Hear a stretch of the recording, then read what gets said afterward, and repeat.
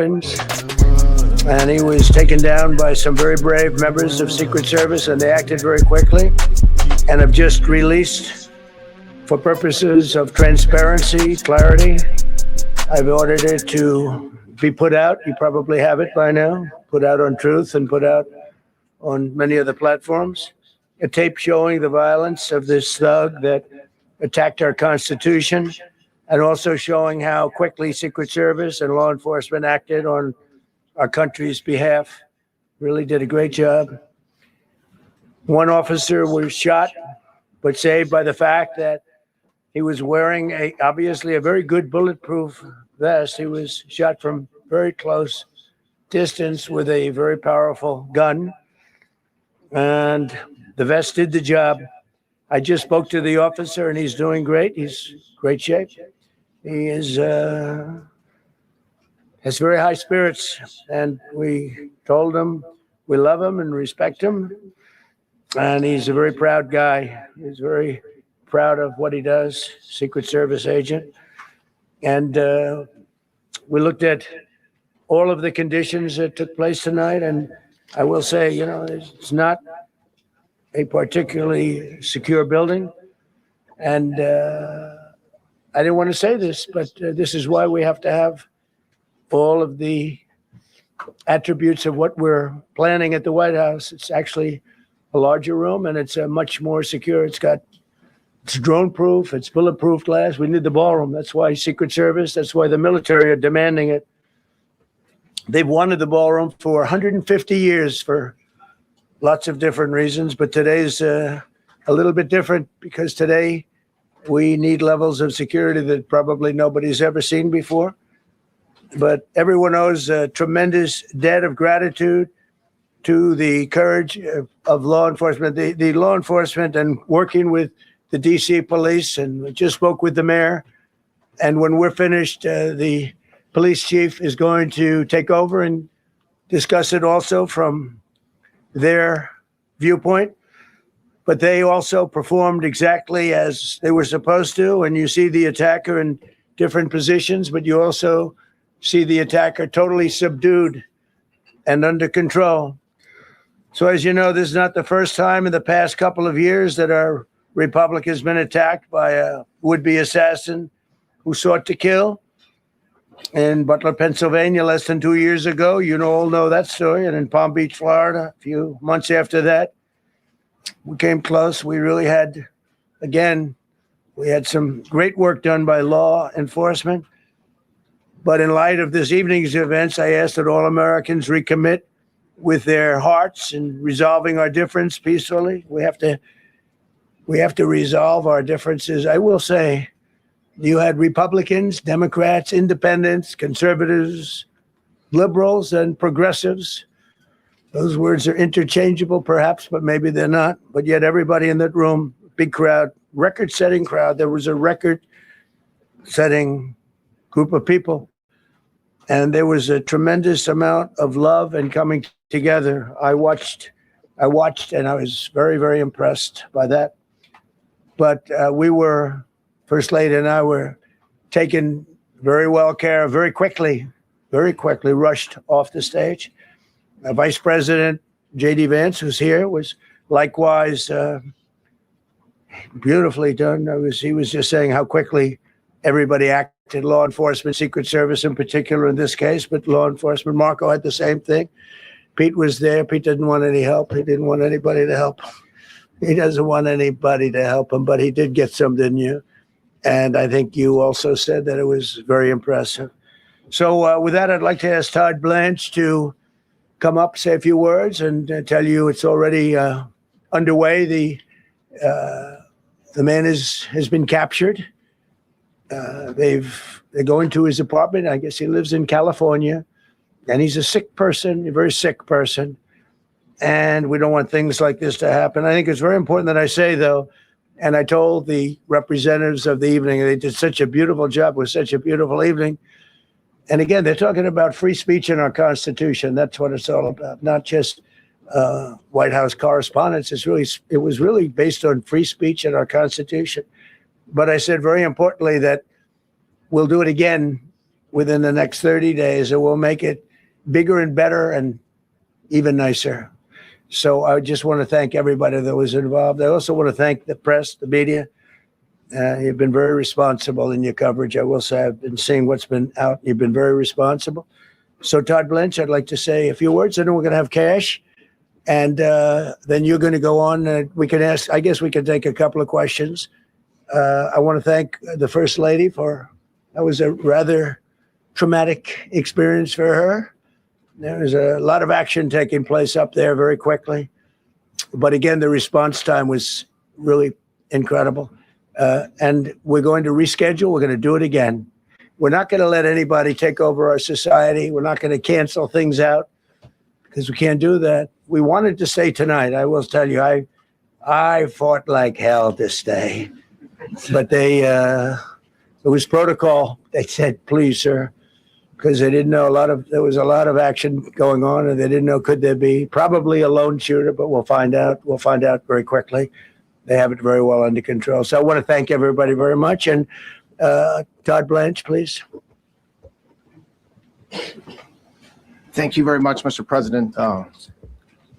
Tonight you saw the very worst and the very best of this country. You saw the very worst by the actions of that coward that the president just talked about. But you also saw the very best because you saw law enforcement do exactly what they're supposed to do. And you'll see the videos come out, I expect, very shortly, and you'll see law enforcement do exactly what we want them to do. And so I echo what President Trump just said, that we are extraordinarily grateful and appreciative of the men and women of law enforcement that did their jobs tonight, including one who was injured. This investigation is ongoing. I expect you will see charges filed shortly.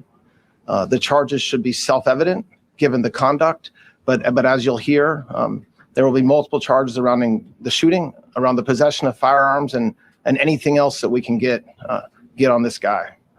The investigation is obviously ongoing and just started. There's federal law enforcement already working on search warrants and doing their job, and I don't want to get ahead of them and don't want to get ahead of the work that they're doing even as we speak. Director Patel and I were just on the crime scene a short while ago, and everybody in this room should rest assured that the Metropolitan Police Department, the FBI, Secret Service, everybody's on the scene doing their job. I know that the police chief is going to give an update from the scene as soon as we're finished here, and I obviously will lead the details of what they have learned to him. But in the meantime, I just want to thank everybody in this room for the courage. And I want to thank President Trump for his words, and I promise you, justice will be served. Thank you, Dr. Patel. Thank you, General. Thank you, Mr. President. The president's absolutely right. You saw the best resolve of American law enforcement because you, Mr. President, inspire them 24/7, 365. You give them the resources that they need, and they know that you have their back. And that is a changing dynamic in this country. And that's why you saw brave Secret Service agents respond immediately, swiftly, subdue and take down the suspect and safeguard the lives of thousands of individuals at that hotel. Thanks to our interagency partnership with the Department of Homeland Security and the Metropolitan Police Department, the FBI was rapidly deployed onto the scene, took over the evidence response unit, is examining all the ballistics that were found on scene to include the long gun and the shell casings. We are conducting witness interviews as we speak. You will hear from our team on the scene there with the mayor and the head of the FBI field division there. But please know what the Attorney General has just said reigns no truer. You saw the very best of America tonight. The very best unite us at a time of uncertainty because we have leadership here with the president, the vice president that backs law enforcement, and the men and women that I shook their hands on the scene today could not have been prouder to show up on scene. And as the Attorney General said, make no mistake, we are conducting witness interviews. If you have any information whatsoever related to this event, 1-800-CALL-FBI, 1-800-CALL-FBI. No piece of information is too small. No piece of information is inadequate. We will evaluate it all. We will also be conducting interviews of those that were there. And if any of those individuals have information, please come forward to law enforcement or the FBI or the Metropolitan Police Department. We will be examining this individual's background thoroughly. That process has already started, and we are going to ensure that he was either a lone wolf actor or anyone else that was responsible. We will analyze all evidence immediately to make sure that we safeguard this country. Mr. President, Mr. Vice President, thank you for your leadership, Attorney General, and Homeland Secretary Merlin, thank you for your partnership in law enforcement. Thank you, Ken. Okay, we'll do a couple and then we go to the chair. Madam Chairman, I just want to say you did a fantastic job. What a beautiful evening, and we're going to reschedule. Okay. And after that, it's very tough for her to ask a killer question, right? But you have done a fantastic job. Please. Mr. President, I appreciate it. As you mentioned, it all happened so quickly. Yeah.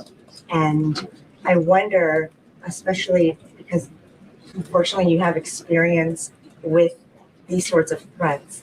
In that moment, when you realized there was a threat and service agents were telling us to get down, can you describe what was going through your mind, how you were feeling in that moment? That's a very good question. Actually, it's always shocking when something like this happens. Happened to me a little bit, and that never changes.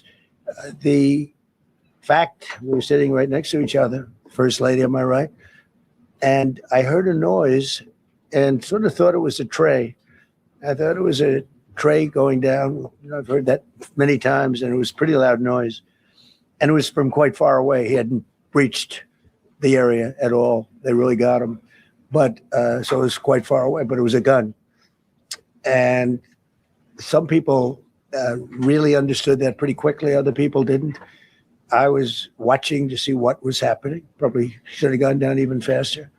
Melania was very cognizant, I think, of what happened. I think she knew immediately what happened. She was saying, that's a bad noise. And we were whisked away along with other people, but we were really whisked away. And again, the performance of the Secret Service and the police, all of the law enforcement, I thought was really good. So it was very quick. There wasn't a lot of time to be thinking because it was a matter of seconds before we were out the door and gone into an area. We very much, and you wanted to too, we very much wanted to continue it because I don't like to let these sick people, these thugs, these horrible, horrible people change the fabric of our life, change the course of what we do. So we held out. You were there. We held out right till the end, but they didn't want to take a chance. And I understand there was protocol, but we're going to be doing one hopefully within the next 30 days or sooner. And I am ready, willing, and able. And I was all set to really rip it.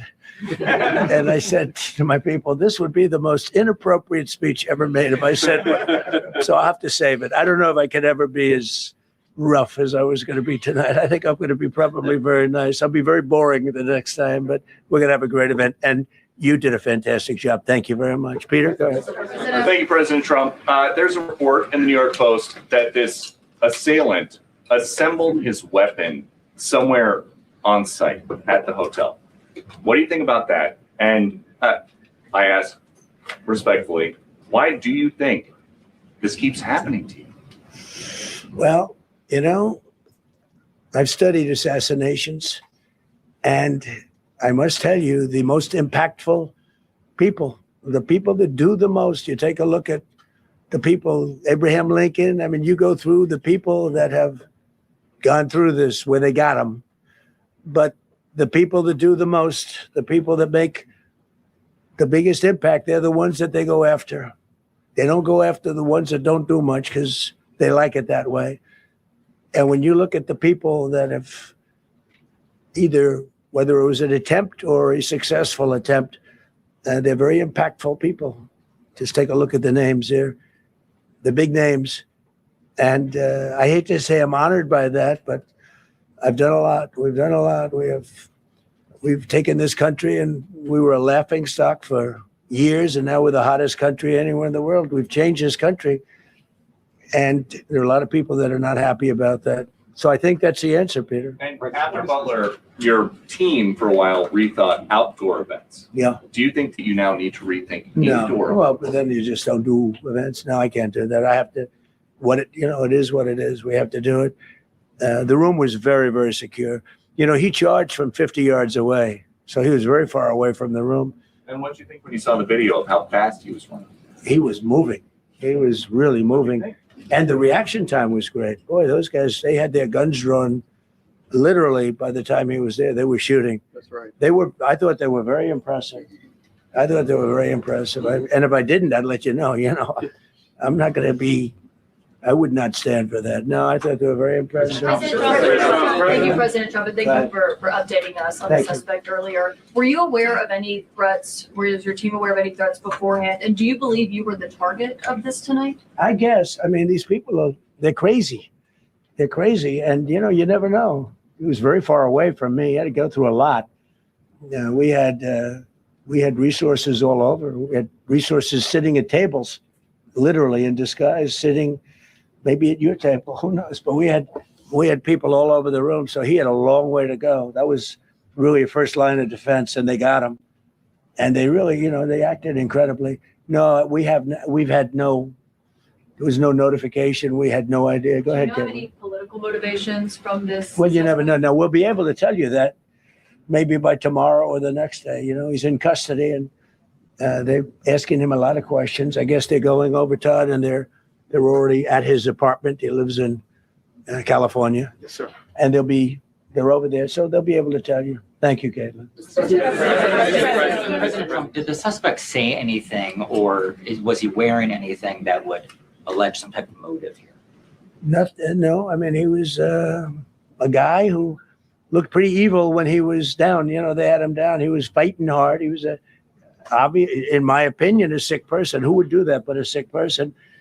But I think you're going to find everything about him. No reason to talk about it now. But tomorrow at this time, long before this time, you're going to know a lot of things about him. They seem to think he was a lone wolf, and I feel that too. Are you concerned about U.S. Secret Service protection ability? We saw several of the detainees take minutes to be escorted out of the room. No, they acted very quickly. No, I was very impressed by Secret Service. I mean, I'm the one, and Mark Wayne, you would agree with that, I think. Absolutely. I'm the one that would complain. You don't have to complain for me. I would be complaining. I'd be up here right now saying they didn't do their job. Oh, believe me, because, it's my life. And I want to live because I want to make this country great. That's why I want to live. But when you're impactful, they go after you. When you're not impactful, they leave you alone. Okay, a couple of more. Go ahead, please. Is there any indication that this shooting could have been linked to the war in Iran? I don't think so, but you never know. We're going to know a lot. We have the best people in the world working on it, and we're going to know a lot. Please. Mr. President, there's a lot. There's you, as well as some of us who have covered Butler, experienced another horrific day 2 years ago. Yeah. What felt similar? You had the First Lady with you today. What felt different? And you have another 2+ years in office. Are you concerned about something like this happening Well, I again? can't be concerned. I can only get great people. They did the job, in my opinion, a much better job than Butler. Butler had one weak spot that we all know about. Somebody should have been up there. But even Butler, we had our sniper on our side within 4.2 seconds from a distance of about 400 yards, one shot, and he was gone. And if he didn't do it now, he's David. His name was David. I say, hello, David, every time I see him. David, I like you very much, David. But think of that. Now, if he doesn't hit him, and he hit him right between the eyes from 400 yards without any notice, nobody knew. He heard a sound. He looked over, and there was actually a tree that was somewhat in his way. You know the story very well. And he aimed, he fired. And if he didn't do that, beyond me, you would have had a lot more people killed. We lost one great person and 2 people very badly hurt. They're okay now. But no, that was so in a sense, that was pretty amazing, the job they did. But they did have that one weak spot. As you know, they should have had that covered. Tonight, they had everything covered very quickly. And he was fast. He was running full blast, and they got him before they got any further. I was very far away. He hadn't anywhere close to breach the doors of the ballroom. The ballroom was sealed, and everybody in there. That's why once those doors opened, they didn't want to do tonight. If the doors weren't opened, we could have probably done it tonight. But I think we're much better off rescheduling. Yeah, please. Mr. President, for you and perhaps law enforcement as well, what is the level of confidence that this was a lone actor? And has the suspect made any statements to police while in custody? Yeah, I think it's just my profession. We have great professionals up here and outside that have been working with us. My impression is he was a lone wolf, whack job. These are crazy people. These are crazy people, and they have to be dealt with. We had that in the second attempt, as you know, and he's spending life in prison. Because if you let him out, they'll probably, if he serves 10 years or 15 years, you let him out, he'll probably try it again with somebody else. They're sick people. We have a lot of sick people. But you're going to know, I think very shortly, you're going to know, Todd, a lot about him. You're going to know a lot about him. Yeah, a couple of more. Yeah, please, go ahead. Are you concerned about political violence? This could be politically motivated. All violence. I'm concerned about everything. Look, but I can't be so concerned that you can't function. No, I'm here. It's a dangerous profession. I tell the story, race car drivers, I think it's very dangerous. So if you take 1% and then take about 10% of 1%, just to break it down very easily, they die. So much less than 1%, 10% of 1%. I think bull riding is very dangerous. If you take about the same 10% of 1%, much less than 1%, but if you take presidents, it's 5.8%, and about 8% are shot at. So nobody told me this was such a dangerous profession. If Marco would have told me, maybe I wouldn't have run. Maybe I would have said, I'll take a pass. No, it's a dangerous profession, but I don't view it that way. Look, I'm here to do a job. As part of the job, it is a dangerous, I can't imagine that there's any profession that's more dangerous, but I love the country and I'm very proud. I'm very proud of the job we've done. You see what's happened. We have a great country. We've got, I think, the most successful, the hottest country anywhere in the world. This happened over a period of just a year, and we're going to do great things. But with that come risks. There's no question about it. Yeah. To that end, I mean, there's been so much political violence, not just aimed at yourself, but at other members of Congress, state house speakers, you name it. Is that just the cost of doing business to do politics in America anymore? Yeah. Well, what does that say about our country? Too.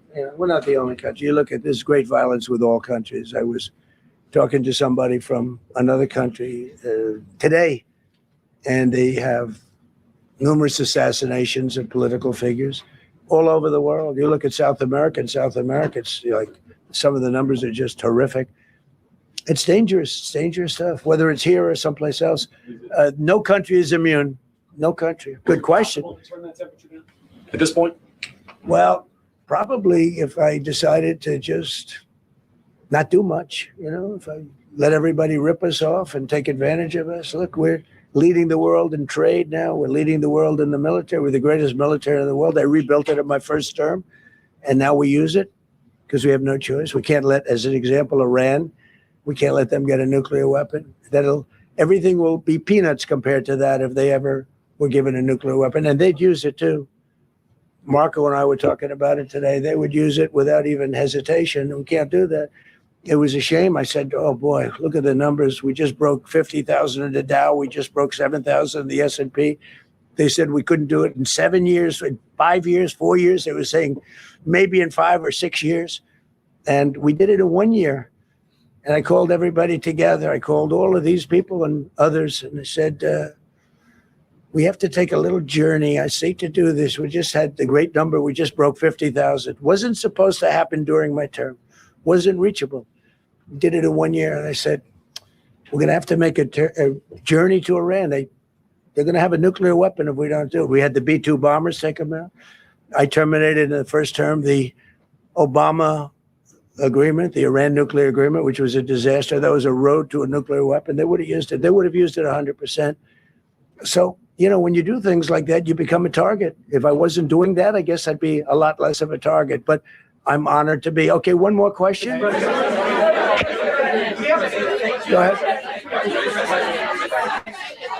Yeah, go ahead. Thank you, President Trump. Thank you, President Trump. Do you know how the gun was brought into the hotel? And also, how does this event impact you as the leader of our country? Do you think it will change your leadership? I like not to think about it. I lead a pretty normal life, considering it's a dangerous life. I think I handle it as well as as well as it can be handled. I think a lot of other people, you know, you read stories where they become basket cases, to be honest with you. I'm not a basket case. I really take it as it is. I do it for the country. I'm not doing it for any other reason. I have a first lady who's doing a terrific job. She loves the country, and she recognizes it better than anybody. She's told me numerous times, she said, you are in a dangerous job. But that goes along with her, too. I mean, it's dangerous for her, too. We sat there tonight. We heard that noise, and it was either a tray or a bullet. I was hoping it was a tray, but it wasn't. And again, we had some very brave people doing a great job. So we're very proud of them and happy with them. I just want to thank everybody. They will be able to give you all that information as to the names and everything else. I think we released the names already. Most of you would have it, but his name. We appreciate it. I see so many tuxedos and beautiful dresses. It was a little different evening than we thought, but we're going to do it again, and we have a great chairman who we're so proud of, and we have to make it better. We'll make it safer, I guess, right? But we're going to make it even better. Okay, thank you very much. Thank you. Can we hear from the person who talked about how impactful this was? Can we hear from her about? Well, honey, would you want to say something? Okay. One in the back. Right. Millions of people across the globe, in fact, are watching you. You demonstrated courageous leadership, and thank God you're alive. All of us are alive today. What are the messages that you want to give to the world that this should change? What corrective measures can we take from here on? So. Well, all you can do, look, I don't care how many people you have, how good they are. They can be the greatest people. You have the greatest security in history. If you have a whack job who's got a brain, but it's a little bit distorted or a lot distorted, they can make trouble. I would say, Pete, right? You know, they can make trouble. Some of these people are of genius level IQ, and they're nuts. So it can be trouble. So you do absolutely the best. You get the best. We have the best people. Well, look, it was proven tonight. He started running from 50 yards, and he was fast. He was like a blur on tape. He was moving. It was very impressive the way they got him, because a lot of people would be looking and saying, you know, it's like a weird feeling, and they would let him get through, but they didn't let him get through. They drew those guns so fast. They looked like Matt Dillon. They looked like somebody that knew what they were doing, and we really do. But it comes with the territory. And if you want to do a great job, I really believe that. And you take a look at what's happened to some of our greatest presidents, and it doesn't happen to people that don't do anything. And it's not going to deter me from winning the war in Iran. I don't know if that had anything to do with it. I really don't think so, based on what we know. But we're going to continue to do a great job. That's all I can do. Thank you very much. I'll see you tomorrow. Thank you. Thank you. Thank you. Glad you're okay.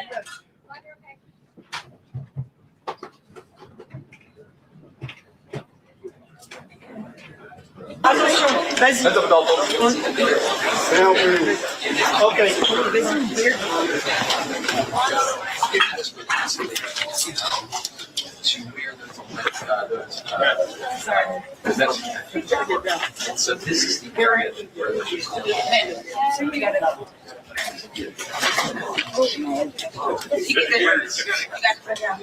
all right. Are we ready, guys? Let's start. Let's check.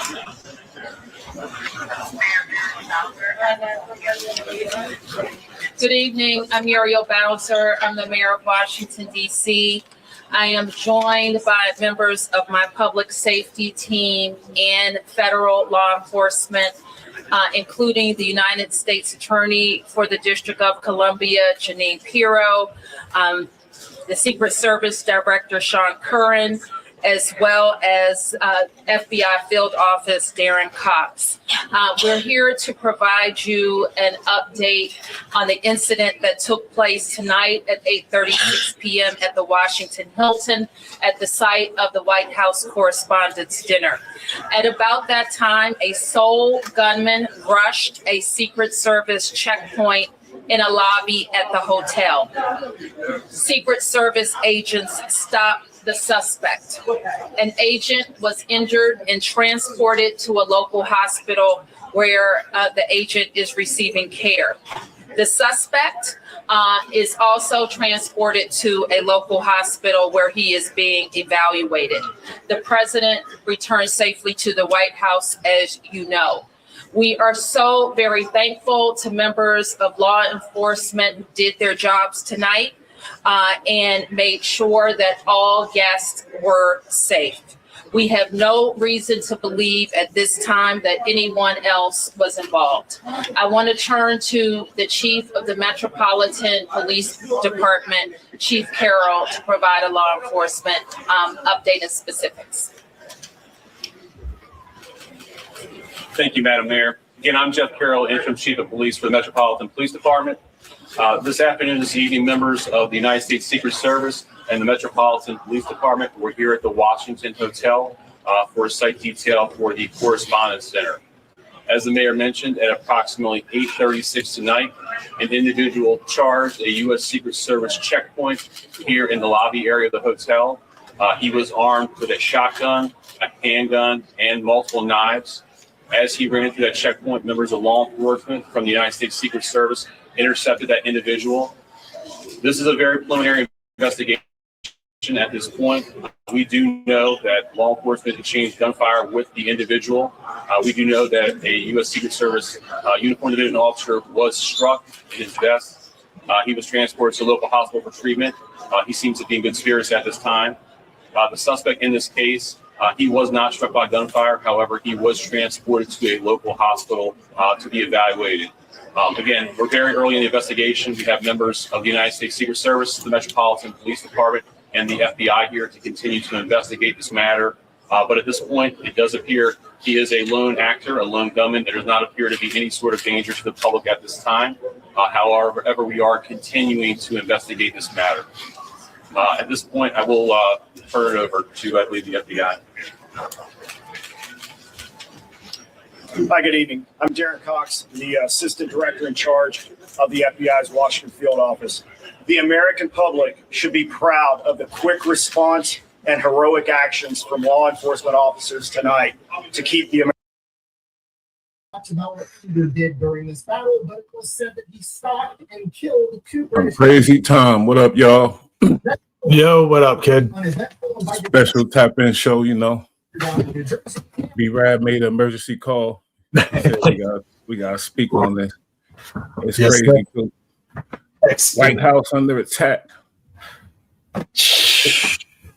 Yeah, you seen that shit? It literally happened like 5 minutes or like 10 minutes after we finished up our show last night. I opened up YouTube and saw that somebody posted a video on the news about it like 10 minutes after we finished.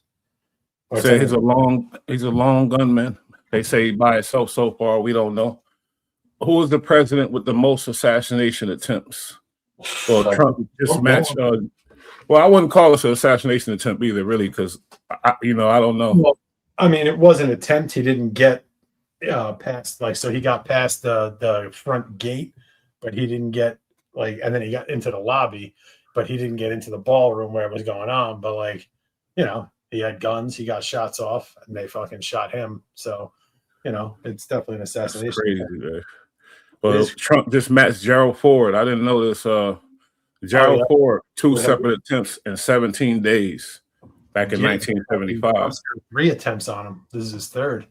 This is third, right? Oh, man. So, he got shot one time, then they pulled out guns another time, and then this is his third one. Secret Service, man. A lot of people I know is questioning how he got in the building. You feel me? It's like, wait a minute, what's going on? I saw the video. He literally just rushed the front doors. Everybody was already in there and shit. So there wasn't too many people online or anything like that. I don't think anybody was online. And he just came out of nowhere and just ran in there and caught them sleeping. Boy looked like he Iranian then. We didn't see too much of him. All I seen was him with his face in the concrete, but he didn't look like he belonged there. I know that. Well, I saw another picture of him actually. It was a picture from the school that he works in because he's a teacher, and he got the Teacher of the Month award. Wow. So you know that's the kind of people that are teaching our kids now. People who are willing to run into the White House with multiple guns in an attempt to kill the president and anybody else in his cabinet that happened to be standing there. And these are the people that teach our children, bro. We were just talking about the teachers, man. We need more stipulations in order to become a teacher. But you know, when I was thinking about our presidents and assassination attempts, of course, we all know the famous assassination of Abraham Lincoln, and I was thinking because of the North and the South, and I was thinking he had to have the most domestic ops. You feel me? Because the whole South was on him, basically. I mean, he definitely had mad ops, but I don't think they tried to kill him more than once. How you know? Because we ain't have the internet like we do No, now. I don't. I don't ever remember hearing of an attempt on his life. I just know that the one time that they did, they got him. I remember hearing about I gotta check it, but they tried to poison him too, if I'm not mistaken. So they caught that. Okay. Then they blew his top off. But that was crazy. But man, Trump, you think Trump got something to worry about? This guy's alone. I really think this guy is just a psychopath by himself. But it's crazy that he was a teacher. He's not a mentally ill person. But at the same time, I do think he was by himself. You feel me? Yeah, I don't think there was anybody else with him. You know, necessarily with him. Now, if there were other people who knew of it, or if he had a getaway driver set up or some shit, you know, like, then we might see some other people get involved in these charges. But as of right now, I think it's just kind of him and doing his own thing. But yeah, the worst part about it was when I saw that this guy was the Teacher of the Month at whatever school he teaches at, and it's just like, my God, man, like, oh my God, this guy's an educator, like, and he's out here trying to kill people. It's unbelievable to me. It's unbelievable. It's really sad what's happening to our country, bro. I know. He called himself a friendly federal assassin. Yep. You can't call yourself that if you ain't got no hats, first of all. Second of all, I think you just first off, yeah, you can't give yourself that name unless you're out in the street putting in hella work on people. But this is a white fucking liberal school teacher, so he's not really down with the information out here. But anyway, yeah, this dude tried to kill, you know, the president and maybe some other people around him. Who knows? Luckily, they shot him. Thank God. But it's getting. You sure he white? He looked black. He looked mixed to me, but I don't know. Let me try to find something on. No, you know what? Yeah, you're right. He might be. But you know what's crazy though? I was looking the other day. So like Indians from India are classified as white, like on paperwork, like they're supposed to put white. What are they post? What do you want them to put? No, I don't know, but I'm just saying Egyptians, you know what I mean? Like they're. You're saying you don't want them. You said we should take them. The blacks should take them because y'all don't want them. Whoa! I didn't say nothing like no. But I did. I mean, that's just something I saw. Like that's just how it's classified by government. I don't have a problem with it. That's just a classification. Doesn't mean shit. Although I did see something recently that's kind of crazy. What's that?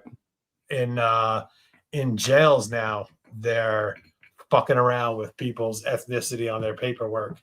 Like literally, like you can search it right now, or I can search it and send it to you. But like, it'll pull up a bunch of people with their mugshot and their charges and everything, and you're looking at it, and it's a dude who's blacker than Wesley Snipes for cornrows, and when it comes to ethnicity, it says Caucasian, and then it shows a bunch of other. Because what they're trying to do is they're trying to fuck with the percentages and the numbers of, you know, who's incarcerated. So they keep switching up people from, black or other. That's some crazy shit. But a lot of people gonna speculate.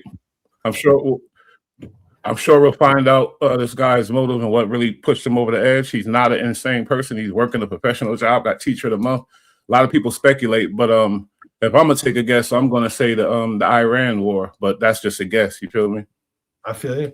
My guess is like most young men that are in America that may have originally been from somewhere else, they get solicited online by ISIS. So I'm gonna go with, he got radicalized, through the internet by ISIS. That's what I'm gonna go with. I haven't Straight seen any domestic terrorist. Nothing specific. He just hate everything about it. Or that's what that's what you're saying, basically. Well, no, I'm sure he had some, some reasons to not, everybody's got a reason to complain, but I just, in my studies, I've just realized, because he's not the first one, like there's a bunch of dudes, Americans and British, UK, young men, white dudes who converted to Islam while in America or in the UK, and then through going to the mosque and also through speaking to people online became radicalized, and then they go over, they leave America or Canada or the UK, and they go over there, usually to Syria is where they usually wind up heading, and they start to fight. I literally watched a documentary about this kid. It was a British kid, and like this was like 4 or 5 years ago that it happened, but he started going to the mosque and shit. I mean, this kid was a lily white boy, super ultra bright, like really, really white. And he started hanging out at the mosque, whatever, and started making new friends. And then he lost his job because he grew his beard out and was dressing, more like Islam fashion and shit. But he lived in the UK, and he had a decent job. He was like 22 or something like that. And because of both his attire, but also his attitude was the number one reason, but they fired him. And he took it as they fired me because I'm a Muslim. It was just the extra oomph he needed. And then a couple of weeks after that, this kid got on a fucking plane, bounced to the Middle East. And then after that, all his mother ever saw of him was a couple of videos he was able to send to her. And eventually he got killed. But I seen a black people. I seen a couple of black dudes do that too. So it's not even just if somebody in the comments says self-hating.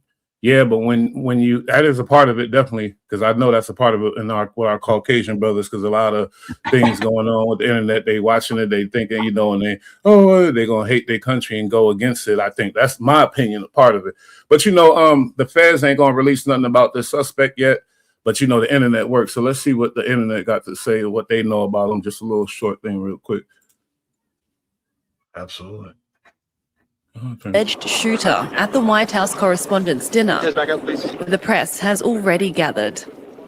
Details are still emerging of the suspect police have identified as Cole Thomas Allen. An early search of social media sites suggests he's a Caltech graduate. Well, word is that he's a continuation teacher at Torrance Unified School District. Mind blowing. Police say the suspect tried to storm the dinner armed with a shotgun, a handgun, and multiple knives before he was stopped by the Secret Service. He was believed to be a guest at the Washington Hilton where the event was taking place. This individual was intent on doing as much harm and as much damage as he could. And thankfully, because of the checkpoint right outside the ballroom, where thousands of people were situated to hear the President of the United States, because that checkpoint worked, there was no one who was injured. The suspect is now facing multiple charges, including using a firearm during a crime of violence and assaulting a federal officer with a dangerous weapon. And do you believe you were the target of this tonight? I guess. Shortly after the incident, President Donald Trump addressed reporters as questions turned to a possible motive. This shooting could have been linked to the war in Iran. I don't think so. Okay, they don't know much either yet. I noticed his demeanor was different. He was a lot calm. He seemed more gracious for his team. I think he's happy with, his team and everything else. And he didn't seem the same to me. I don't know. Did you watch this speech? I watched clips of it, and I just seen the video of the actual situation when it all went down. But I do agree with you. He seems super calm about it. But he's been through this already. He's kind of expecting it. The gunman never even made it into the same room with him. So it was just outside in the lobby, outside of the main doors to get into the venue. So they heard the pop, pop, pop, and as soon as you heard that noise, Secret Service got him out. Hold up, that's crazy. Yeah, you're right. They reacted quick, but look, I gotta look at him. He's not just white. He's something else. He looked like he mixed with white and black. That's what he looked like to me. He's something. I don't know. But regardless, my vote is that he somehow got solicited online by ISIS, most likely. But yeah, they've already just found him online. It's crazy. I hate the fact that they're trying to turn this. This is America. Fuck that. We don't all that. Oh, I'm gonna rush the spot with the guns and knives and kill people. It's not gonna work. It's stupid. It's retarded. And you know, if you fight for one political party, you making them look crazy. But and this crazy because first off, when I heard about it, I just knew he was a mentally ill sicko or something. But this guy is a college grad, working professional. You feel me?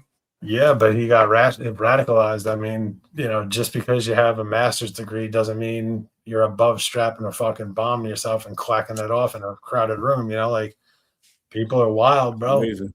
You would think someone with an education would be far less prone to violence, would be far less, or if not at all interested in radicalism of any kind. And just hate and, you know, bigotry and hate, again, usually coincides with a lower IQ. Yeah. So, I mean, I don't know, but just thank God this guy was not able to do what he wanted to do and couldn't. I mean, look at the guy. He's not good. Look at the guy. He looked like he failed anything physically he ever tried to do. Look at this guy, man. Come on now. What are you really doing, bro? Not a Are you serious? Right. No, but I mean, it's not him necessarily, but you know, skinny dudes with one arm can still fucking. Nah, you're right. You're right. And he did shoot one of the fellow officers and things like that. But all he did was fuck up everything for his cause, for our cause, the world, everything. You know, his kids that he was teaching. It's like, come on now. And you know they got to up the ante on Trump and security, which is money. You know, but not a big deal. But I'm just saying. The dumb shit like this, and we react, you know, we got to react. This is America, so it's got to be extra precautions, heavy shit, so this type of shit don't go down. So what are you really doing? Like, what is you doing? To this guy, like he could be an Iran operative. He may have gotten here like 5-6 years ago, sleeper cell type shit. Again, I think he acted alone, and I think he was solicited by ISIS online, but very possible for him to have gotten into it any other way. He may have come here. Did they say if he was natural born American citizen or is he? I don't know. I'm not sure. I don't think they released anything on him yet, but I know there's some YouTubers somewhere that know him, but I ain't gonna go searching.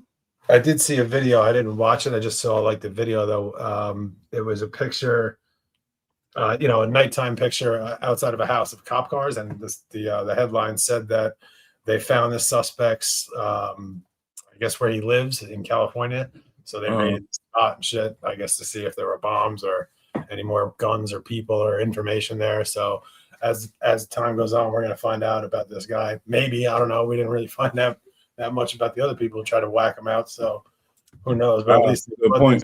And he didn't hurt anybody. That's the main point. They got him, and he didn't get to hurt anybody. No, he did. Didn't he? Shot somebody. Oh no, he did. He shot the police, but they didn't die. Thank God, they didn't die. They didn't die.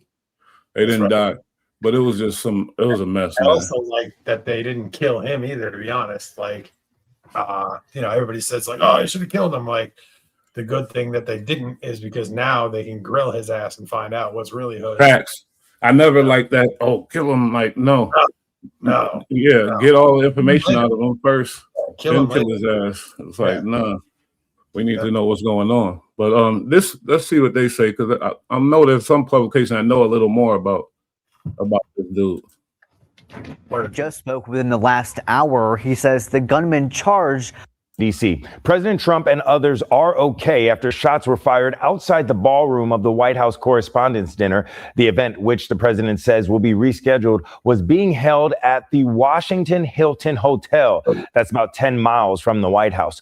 Orko Manna joining us live from the KTRU 11 newsroom tonight. Orko, what have you learned about this scary situation? Well, Treason, President Trump just spoke within the last hour. He says the gunman charged a security checkpoint at the White House Correspondents' Dinner tonight, armed with several weapons. Law enforcement sources telling CBS News that at least 5 to 8 shots were fired. Trump posted this surveillance video clip to Truth Social, showing the moment the suspect ran. Damn, he did move through there like a cat. I ain't gonna lie to you. He just went right for it, man. Like, pretty effective move. That was effective. That looked military almost. And past security, and you can see there. He's got shotguns and handguns all upon him. Like, This dude was ready for war, bro. Secret Service agents and officers running and drawing their weapons. And here is a photo of the suspect that Trump also posted to his Truth Social account. He's on the ground after multiple Secret Service agents apparently tackled him. He has now been identified as 31-year-old Cole Allen of Torrance, 31. California. 3 sources telling CBS News he had a shotgun and a handgun. We have learned he was a guest at the hotel and his room is being searched right now. Allen is currently being charged with use of a firearm during a crime of violence and assault on a federal officer using a deadly weapon. You know, it's sick that we get so engulfed in politics and our causes and stuff like that. You know, Iran, all these other countries, they put religion in it. So that's why a lot of them is all, and it's not understandable, but you know, but this is America. And we're turning it into some real hate for each other over politics. It's real bad, you know, when it's like, what the fuck? And what's crazy is that, like you just said, people are really like authentically hating each other over politics. Meanwhile, majority of Americans don't even have a grasp on what's going on in politics. You know, they read a couple of headlines every other day and they just run with whatever the headline was, but they don't read the paper. They don't read the paper at all. This kid is 31. You know, he's a kid. Why aren't you worried about a wife getting a girl enjoying your life while you're here on the physical earth, but you engulfed in this bullshit? Mm-hmm. And, you know, I think in the future, social media is going to have a lot of lawsuits behind a lot of this stuff. I swear, you know, certain publications, because you could go down a fucking wormhole just like that. Just click on one video and bang, they got you. It radicalizes people super fast. And I don't even mean like a person trying to radicalize you. I mean, just the videos and the commentary on the videos alone gets people angry enough to, potentially contact somebody and look to get involved. You know, especially young, impressionable, young guys who might not necessarily be mentally ill, but maybe have some irregular behavioral patterns and shit, had a fucking rough upbringing one way or the other, maybe some sort of abuse or something, not necessarily like crazy, just like, maybe like roughed up a lot by like a stepdad type shit. Now he's angry. Mm-hmm. Yeah. And, this is just, I hate Donald Trump. He's been everybody basically has been just inundated by the left screaming how horrible this guy is, and a lot of people fucking think that they think he's like the devil or a Nazi. If you sign up, if you go any side and you click on any one of them videos, if your brain is weak and you don't understand the propaganda and the fear videos and the bullshit, you'll get engulfed, and but as a grown man, there's no excuse, you feel me? No. As a grown man and woman, I don't give a damn. Get the fuck out of that rabbit hole. You see what's happening, you know what I mean? That's money. They make money off that shit. It's really sad. Like, people are losing their lives, like either to being shot flat out or going to jail for, years, like 5 years fucking prison that's like a good amount of people in the United States won't make it out of a 5-year bid. Hell no. You know what I'm saying? But this situation, we can't let him out. He can't come out ever. I'm sorry. Like, when you're attacking a country, that's different. But remember, not too long ago in New York, the guy rushed the spot. He had a couple assault. He had some artillery. Rushed the spot and shot some shit up. You remember that? I think it was a football player, and he said he had some head. We talked about it. Oh, the ETE claimed that. Yeah, the ETE shit. I forget who it was, but I do remember that.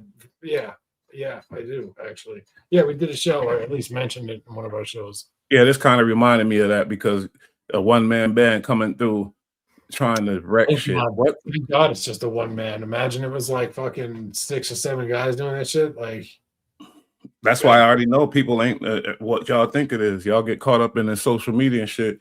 There's gonna be 1 or 2 bad apples always. You feel me? But you'll never get a bunch of people to do some stuff like that. Dumb. You can, but I'm just saying. No, yeah. You feel me? No, I feel you. I do understand 100%. But yeah, man, I don't get it. Like, what the hell would make somebody literally end their own life? Like I said, by going to prison for murder. Like, if he had gotten the job done, he's going up for murder. And if you murder the president, he might, death penalty type shit. But yeah, especially Trump, you out of here. Trump. Yeah, like they're not going to play They're that. gonna kill you in prison. They're gonna take you out. But People like, love what them. the hell? I mean, dude, like the news, and I don't know if he was involved with mosques or anything like that. I don't know what his religion was. But you're guessing that's what it's gonna come out. That's Well, your guess. I am guessing that he's most likely going to be either an immigrant himself or a child of an immigrant, like we saw with the kids who threw the 2 bomb or the nail bomb or whatever down in Manhattan. Those kids were the children of immigrants. But yeah, I think it's going to be one of those routes. Goofy stuff. Hold on one second. Like that. We definitely got to salute, like our agencies, because you're not going to be able to organize and get together. It's always going to be one dummy or another, like 2 dummies or something like that. Once you get that, they on you. It's like, we got to, salute that, but they got to be on their shit though, because it's always organizations forming and shit like that. So you always got to watch. But man, now I understand why we have CIA and fucking FBI and things like that, because imagine, you feel me? But like with them new ISIS forming right here in the country, like nah. Yo, but then we turn around and just like on yesterday's show, we spoke about the SPLC, the Poverty Law Center, and it's like, so you got fucking people from outside of the country trying to radicalize young people, young men usually, but they'll take anybody, trying to radicalize young Americans on the internet to get them to join ISIS and come over to Syria or wherever.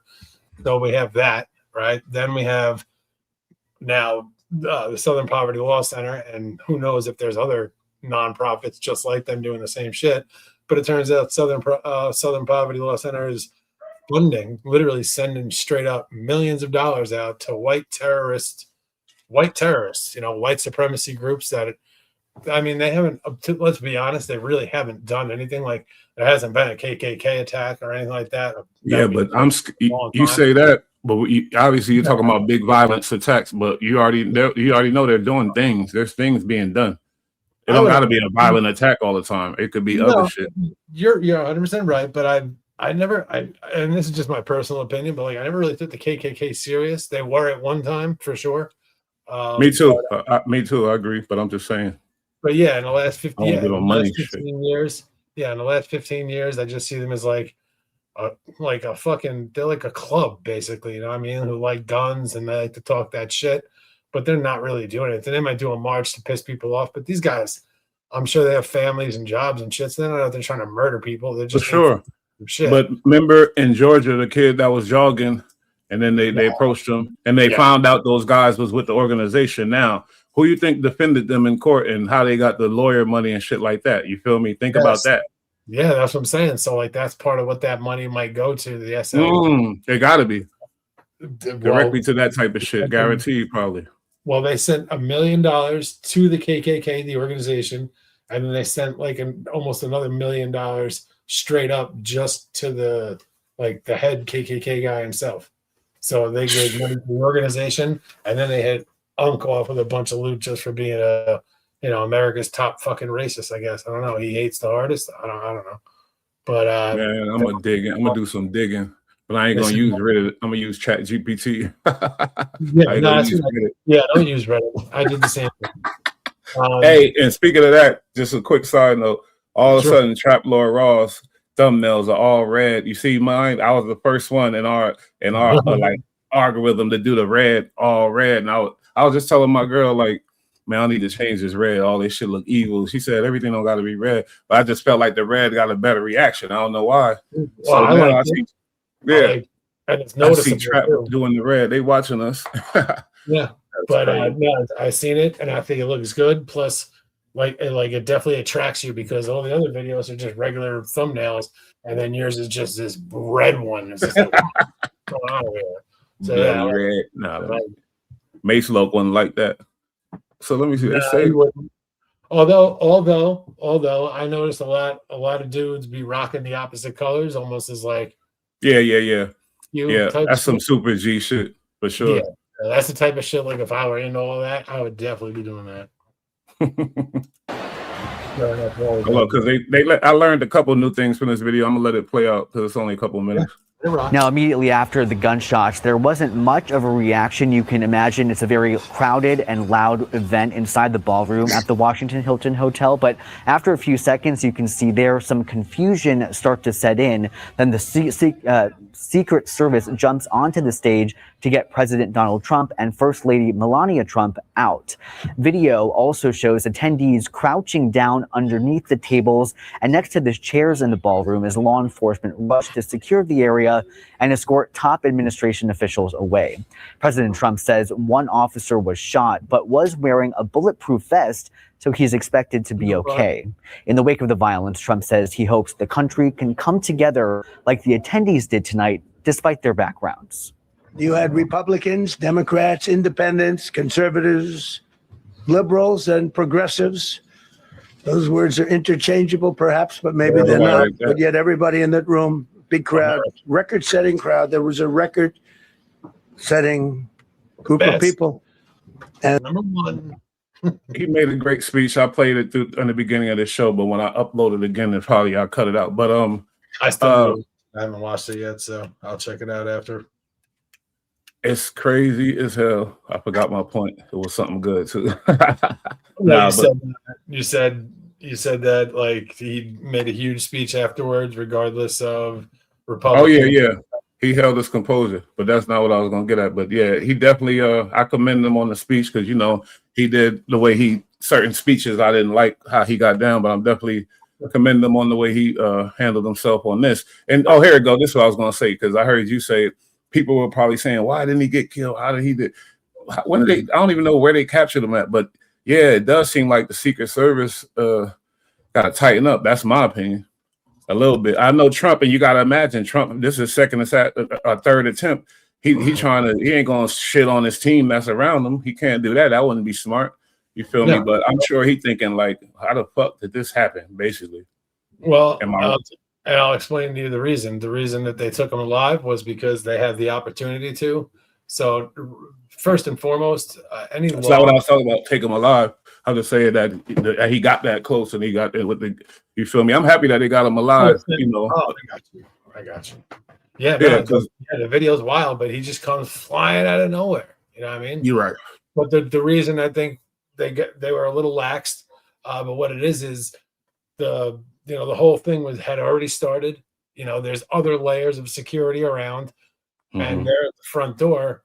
But the front door is not even the entrance. Like the front door just gets you in the building, and then that gets you in the lobby, and then from the lobby you then got to go through another set of doors with another whole set of fucking cops checking everything and searching people, and then you can get into the actual venue, the room, the big stage and all that. So the guy only made it into the hallway. He never got into the actual venue room.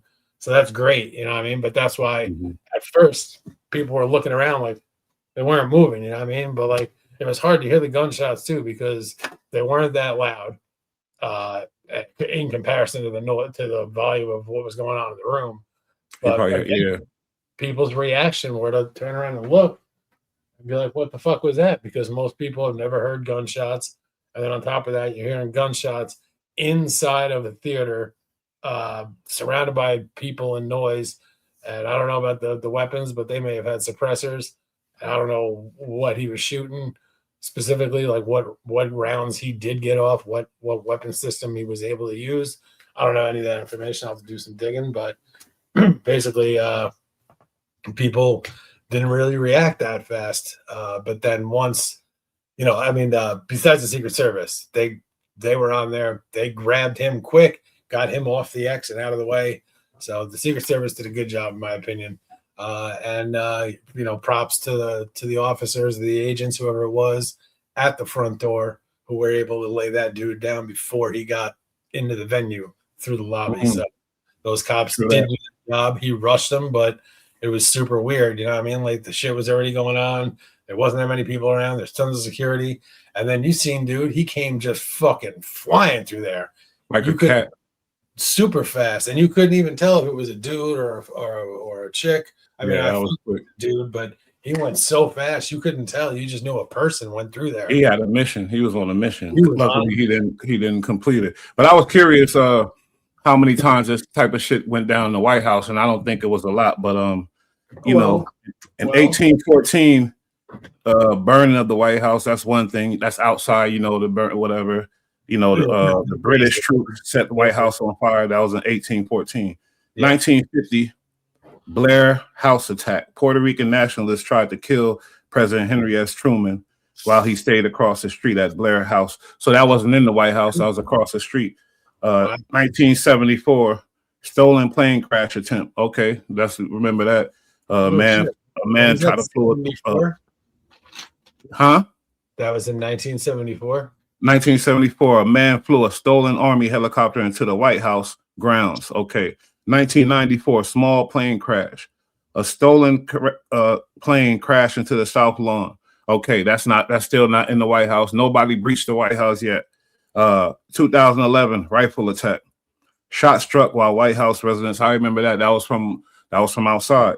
So am I correct that saying this is the first time an attacker actually breached the White House and was inside there and this wasn't actually at the White House, it was down the block. Copy. Yeah, I originally thought it was at the White House too, but yeah, the headlines are saying that. But well, I don't think okay, the grounds, that's what I guess it means, like the grounds of the White, you feel like kind of like, because they don't have a ballroom right now. So what they do is they set up tents usually. This looked like it was inside. But they usually set up like, you know, the tents, like our catering tents and shit like that, the big ass white ones with the heating or the air conditioning piped in and shit. So that's what they usually do, and that's why he's building the ballroom, so they have a place to host delegates. So I don't know if they were in one of those tent setups or if they were in another like a building, like you know, rented out of an area. So I don't know. I'll have to check it out. But this can't be happening though. Everybody gonna say good things, but you always got to be like, no, this is America. Fuck that. He shouldn't have been nowhere. He shouldn't have got nowhere close to that place. I don't give a damn.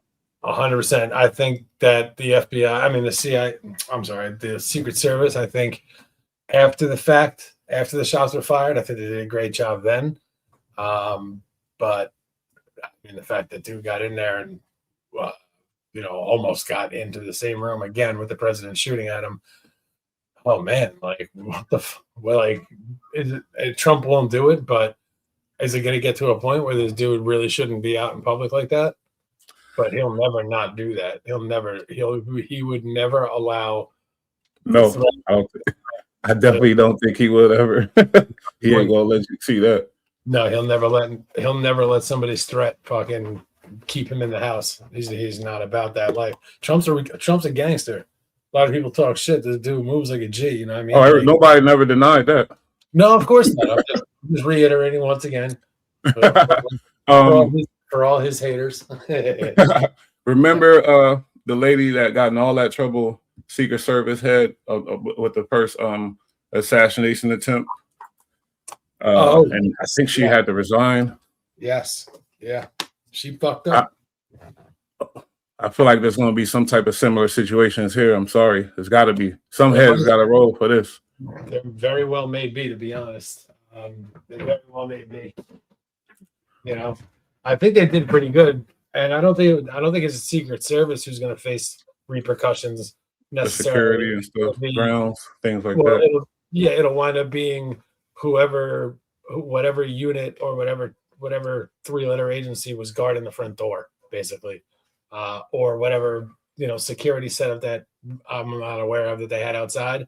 Whoever was running that up are probably going to be looked at and spoken to in not a nice manner by their higher ups, and maybe really fuck up somebody's career. We'll see. But like I said, look, the dude just rushed the front door, and then you go into this huge ass lobby, and then there's other doors that get you into like an arena, not an arena, but like, you know, where all the seating is and where all the fucking stage is and shit.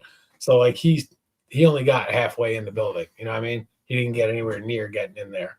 Thank God. Thank God. Let's rediscover why they were so mad at the Secret Service about that first attempt and the details of things like that real quick with a short little piece of content. It's the Secret Service's biggest crisis in decades. How did a 20-year-old gunman climb a rooftop with a rifle and fire shots at former President Donald Trump from... That sounds more, easier than a guy running up in the spot and just almost getting, he didn't almost, because Trump said he was far away. But yeah, he should. this guy, He wasn't that far. He was like, what, 120, 150 exactly. miles away? Trump was like, yeah, he was far away, but you know how Trump is. He just played it. Right? He was close. Well, 150 yards, so that's 1.5 football fields. So that is a good distance, if you were throwing a rock or shouting to somebody. But if you're shooting at them with an AR-15, that is not a good distance. That is a short little space. Like a fucking idiot can hit that. You know what I mean? With no fucking scope or anything, just brass. Stock fucking steel sights. They crucified that lady. You feel me? And I felt a little sorry for her, but then again, let's just see. Hold up. less than 150 yards away. Shooters down. Are we good to move? This is a colossal failure for the Secret Service. The Secret Service isn't just responsible for the safety and security of the protectee. And if you remember, right after it happened, they weren't talking. They just waited a minute, couple of days, and then they you feel me? So right now, everybody's, because we still shocked or whatever. Yeah, it was great. It was good. But think about it, though. Hold up. Where did we go wrong? Because this dude shouldn't have been nowhere that close. And killing the officer while the president's there. That's all. It's bad news. And I agree with you 100%. They're going to, they're looking into it right now. And within the next couple of days, we'll be finding out if there is any charges going to be levied against, our people, Secret Service or whoever, three-letter agency, fill in the blank. We'll see if any charges or any repercussions are going to come of that. I'm not sure. We'll see. I'll bet on it. They're also there for the safety and the security of the people that are showing up to these events. So this is tragic all around. Here's what we know about the security gaps that led to the assassination attempt on Trump. Yeah, look, there he is. In a video taken by a bystander shortly before the shooting, the gunman, Thomas Matthew Crooks, could be seen crawling on a roof as people were heard pointing him out. Dangerous people. Criminals. We have criminals. And a witness told the BBC, the police are down there running around on the ground. We're like, hey, man, there's a guy on the roof with a rifle. But those alerts, if heard by any officers, didn't seem to make it up the chain back to the command center. That's a massive communication failure. Okay, yeah. What are we doing? What are we doing? That situation was nuts. When we gripping, we got to communicate, and if we don't, we fuck up everything. So, but y'all Secret Service protecting lives, the communication is off. Then what the hell are we doing? You know why? Because things never happen, and then they get lax, and we just wear these surveillance for standard, and we just I could imagine, as human beings, but especially being out in Kecksburg, Pennsylvania, like it was a lot of people that are there that are pro-Trump. That's Trump town, That area is a Trump area. It's blue collar fucking workers. And then on top of that, like, when's the last time somebody before Trump? When's the last time somebody took a shot at a president? You know what I mean? Like, or a candidate running for president. That hasn't happened in a long time. As we learned with KLP, whatever the name of that company is, you got to look for the twist. And then, and I was thinking about this thing. We got to look for this as a distraction and look at what else. You know what I mean? Because these guys are crafty. Dirty motherfuckers. They are. Yes, they are. That's the thing. Like, we got used to fighting wars against irregular armies. It wasn't armies. It was just ragtag guys, terrorists, and a lot of guys coming from different countries from all over the Middle East into Afghanistan and Iraq to fight. So you weren't getting like the best of the best, but you were getting some good guys. But in this Iran thing, you're dealing with sleeper cells. You're dealing with an actual army. I don't know what their leadership is looking like right now. I think they're the ones. I think military generals are the ones who are, calling the shots in Iran right now, because all the politicians were killed. Most of the rest are cowards and are hiding, which is a smart move. But man. So you got some really hardliners now that are trying to grab and grasp the helm or the the wheel of the fucking chariot as it's burning, and they're gonna try to recorrect. But these are the dangerous ones. Yeah, Dangerous. we're with these fuckers now. And obviously, whenever we're in war, you gotta watch for the little domestic lone wolves, because I ain't gonna lie, I seen some story and dude sister or stepsister was Korean or something like that while we was in the war or something. So he was out here and he spazzed out, and he wasn't even Korean, but his stepsister was, and she died or something like that. So even with this dude, who knows what we're gonna find out? He could be like, oh, in Iran, I got, so it gets complicated. But it's one thing though we have to keep in mind, and you had alluded to it and just mentioned it actually, about how long and how much trouble people are going to be getting sentenced for shit like that, like turning and going to the other side and stuff like that, and selling secrets, because there's been a lot of that in the news. Another guy just got caught selling fucking nuclear weapons secrets, I believe, or some kind of classified naval information for like 11 grand to China, and it was they don't need to come out of jail. They need to stay in jail. Well, the problem is we just had that one. It was the teacher that got shot down in Old Dominion, the college down south. It was ROTC. That's like a junior officer training for people that are in college but plan to go into the military. So when you join the ROTC, you're training, you're learning military tactics and all that, and your teacher is always going to be some sort of retired or active duty, whatever, Army, Marines. So their teacher was, I believe, a Marine, but that's the man who was shot in Old Dominion. That's the teacher who was shot. He was an officer in the military, and he was ROTC, and then his students, his soldiers, basically, they killed that dude, bro. There's a crazy interview I can send it to you with Sean Ryan, where they're talking they pulled their knives out. They don't have guns. It's a college campus, but they're in fatigues and shit. It's ROTC. They're full military while they're in school. But they pulled their knives out and went to work on homeboy. One dude gouged one of his eyes out, and the rest of them were just poking him up and hamming him up. He was dead within like 4 minutes, bled out completely. Yeah. But they anytime when it comes to treason, or selling secrets to the people, well, I'm and sorry. everything else. That's what I was. Yeah, you was going crazy. I'm like, geez, and then you don't want to end, so I got to try to jump in. But go ahead, keep going. I lost track. The whole point was what I was getting at was this dude so he was in the Army. The guy who did this, he was a Muslim guy, but the shooter, he had been in our Army, a U.S. Army guy. He wound up going to jail, Army jail, because he was selling secrets to whoever the fuck. So he was a traitor. He got caught for being a traitor and selling our secrets to somebody, some other country, and he wound up getting, like, instead of getting life like he should have, he got like 8 years, and I think they even let him out a little quicker than that, because the judge, said that he was okay or whatever. Hold on. Yeah, that's that shit I don't like. Anytime selling secrets, I got kids out here, we got family, loved ones out here in this country. But I knew that it was this guy, and he just hated everybody. I forgot what country he's from. But he was just a mean guy, and he didn't have a girlfriend, he didn't hang with nobody, just mean. And he even was talking about his mom. I hated it. And it's like the hate. Now, this guy specifically was a Muslim who came to America. I believe legally immigrated to America, and then then joined the Army. But that's when he spazzed out and sold the secrets. Then he went to military jail for 8 years instead of 20 or 25. And then he got out.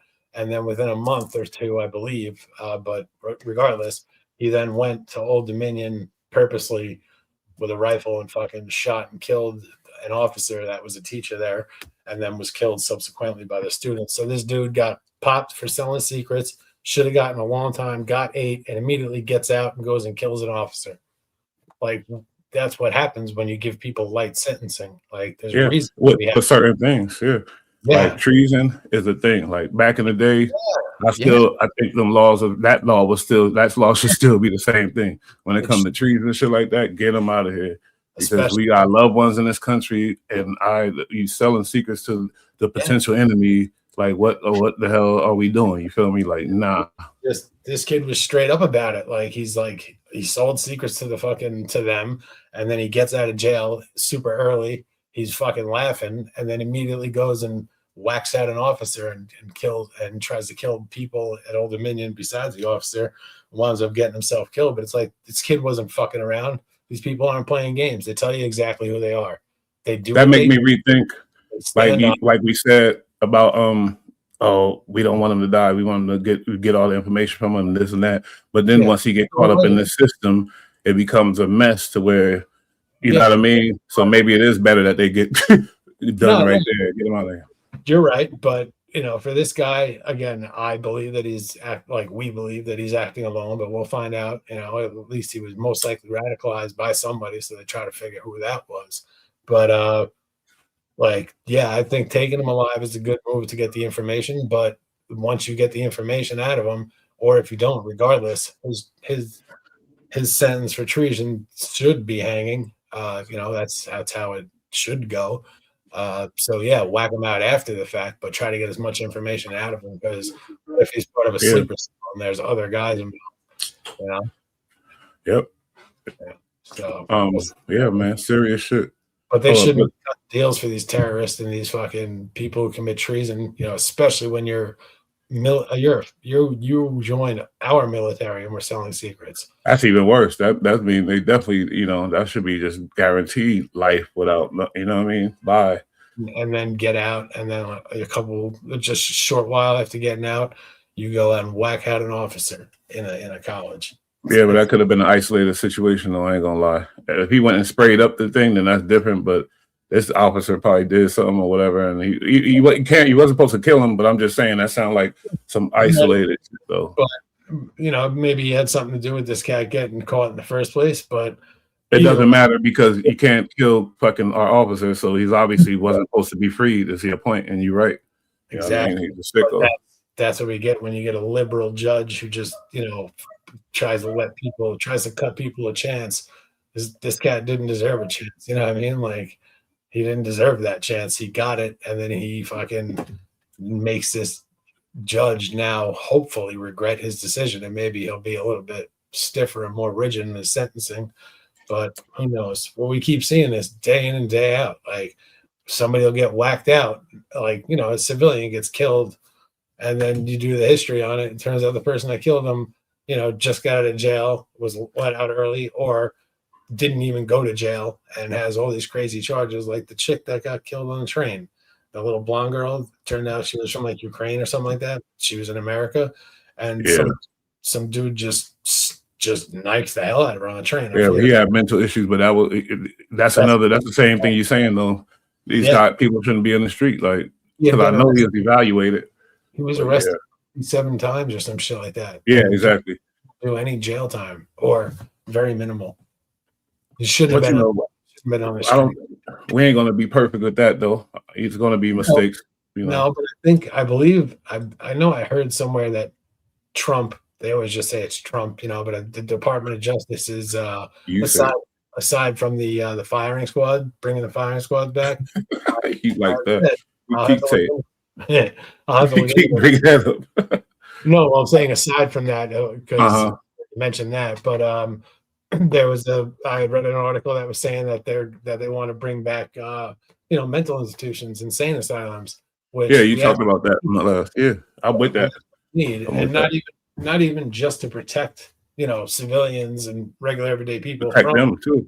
People, but also to protect them and give them the level of care that they need. Like, you don't just because someone is a violent fucking person and has mental issues, it's not someone you just fucking not sure about locking a hole. If he got mental issues, because he's an American, his parents are American, and this is that's the shit I'm on. Right? I'm not on the hating where I'm from just because or whatever else. That don't make no sense. You try to make it where you're from better, and that's it. You don't hate where you're from. No, that's stupid as hell. Exactly. But the comparisons right now, I was saying, okay, dude was on the roof all the way over here doing a real sniper style, and they caught him, wiped them out, bang, immediately. But this dude rushed the spot. So I just want to see why they crucified that lady so bad, you know what I mean? But that, let me just. When I was overseeing sites, we would have Secret Service agents right next to police with police radios. If there's something that's going on, boom, everybody knows instantly. Quite frankly, Trump, one thing about Trump, he still took that opportunity. Fight.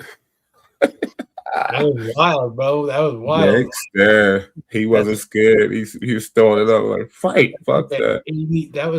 That's an 80-year-old man who just got shot at and was hit in the ear either by a fragment of another one that hit the podium, or if he just got lucky and it was just a 223 round that just happened to clip through his ear, and luckily it didn't hit him in his head.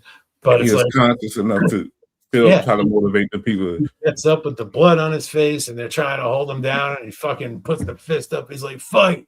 Meanwhile, the team is like, motherfucker, let's get the hell out of here. They got a girl too. She was right there with him. I'm like, why they crucify her? Look at her, she there. But let's keep going because she was in charge, and the person in charge is the one that's got to take the blame for the shit. Frankly, if the detail had known there was an armed person climbing up on a roof, they would have evacuated the president right away, no questions asked. Beyond that, the Secret Service said it relied on local law enforcement to secure the building that Crooks climbed. Typically, Secret Service and local police operate together in concentric circles. Closest to the principal, in this case Trump, are teams of highly trained... Just like we said, a situation where they got laxed, and you said they in Pennsylvania, Trump town, is just that's what it sounds like. But now you got to pay when you get laxed.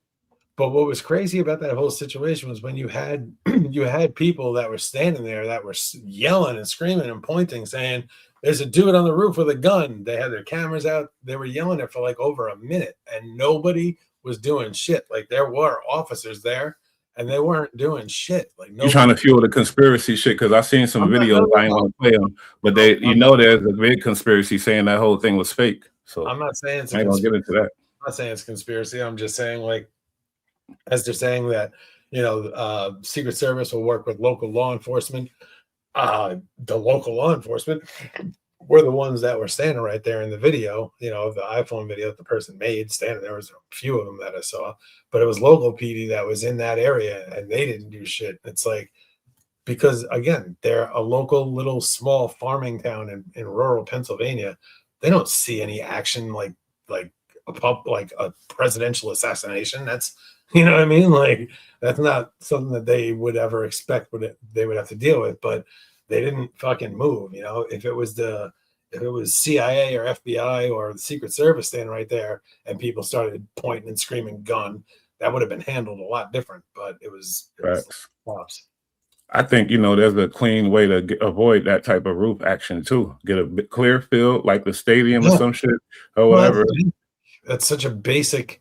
The guy was 160 yards away, so that's a super close shot with a rifle. Not have, why, don't set up a speech right by buildings around. Like, he was on a roof. He was on a roof, like, and there was a tree kind of next to him in the forefront. But other than that, there wasn't really many other buildings in the area, and he was mad close. You know what I mean? Like, they should have had their own guy standing on that fucking roof. You know what I mean? That's a point right there. That's why wasn't any of the guys on the roof? That was just a colossal fuck up. But Secret Service agents. In the middle perimeter, there's usually a mix of Secret Service and local law enforcement who make portions of the motorcade and any pre-event screening. And in the outer perimeter, security largely falls on local law enforcement. In Butler, the building the shooter climbed was technically outside of the rally venue, and the Secret Service didn't sweep it. It fell through the cracks, which... In our business, we got big jobs. We hire the guys. It's extra guys. Put it in the budget because it's something that got to be done no matter what. Now, when we're protecting the leader, sorry, like it or not, he's the leader of the country, of our country. Like, you say, okay, we got to cover this. Get the guys over here. And the guys will be happy. Let them get some money. Yeah, you stay on this roof, cover this roof. Don't be cheap with the budget. Don't think it's cool we in PA because you're getting lazy and you don't want to handle the paperwork and all of the stipulations of doing that. Fuck that. You say, okay, he doing some speech. Y'all got to put it in the budget because it's in Trump's budget for sure. Get the guys out there and what the fuck? You feel me? Were they being cheap with the guys? Like, what's going on? it's like you said, you're dealing with the president and his life, or the guy who he was running for the presidency at that point. He was on a campaign trail. But it's like you pointed out, like in our job, like when we need something to be done, it gets done. Doesn't matter. Nothing matters except getting what we have to get We done. overdo it with guys and everything. I don't give a fuck if there's a tornado. We're getting it done. We're getting it done. Pouring rain, getting it done. Ice, it's getting done. It's like, meanwhile, Secret Service, they dropped the ball. Like, dropped the ball on that one. It was being cheap. If a crew, meanwhile, it's a whole line of guys sitting at home, Secret Service guys, wishing they was there on the job, but y'all being cheap. Put these guys on the roof. If you just had a crew of grips and task them with locking down and securing the president, we would do it. Oh, please, sure. We got that. Somebody was being cheap. The Secret Service, because it means nobody checked to make sure the plan was in fact implemented correctly.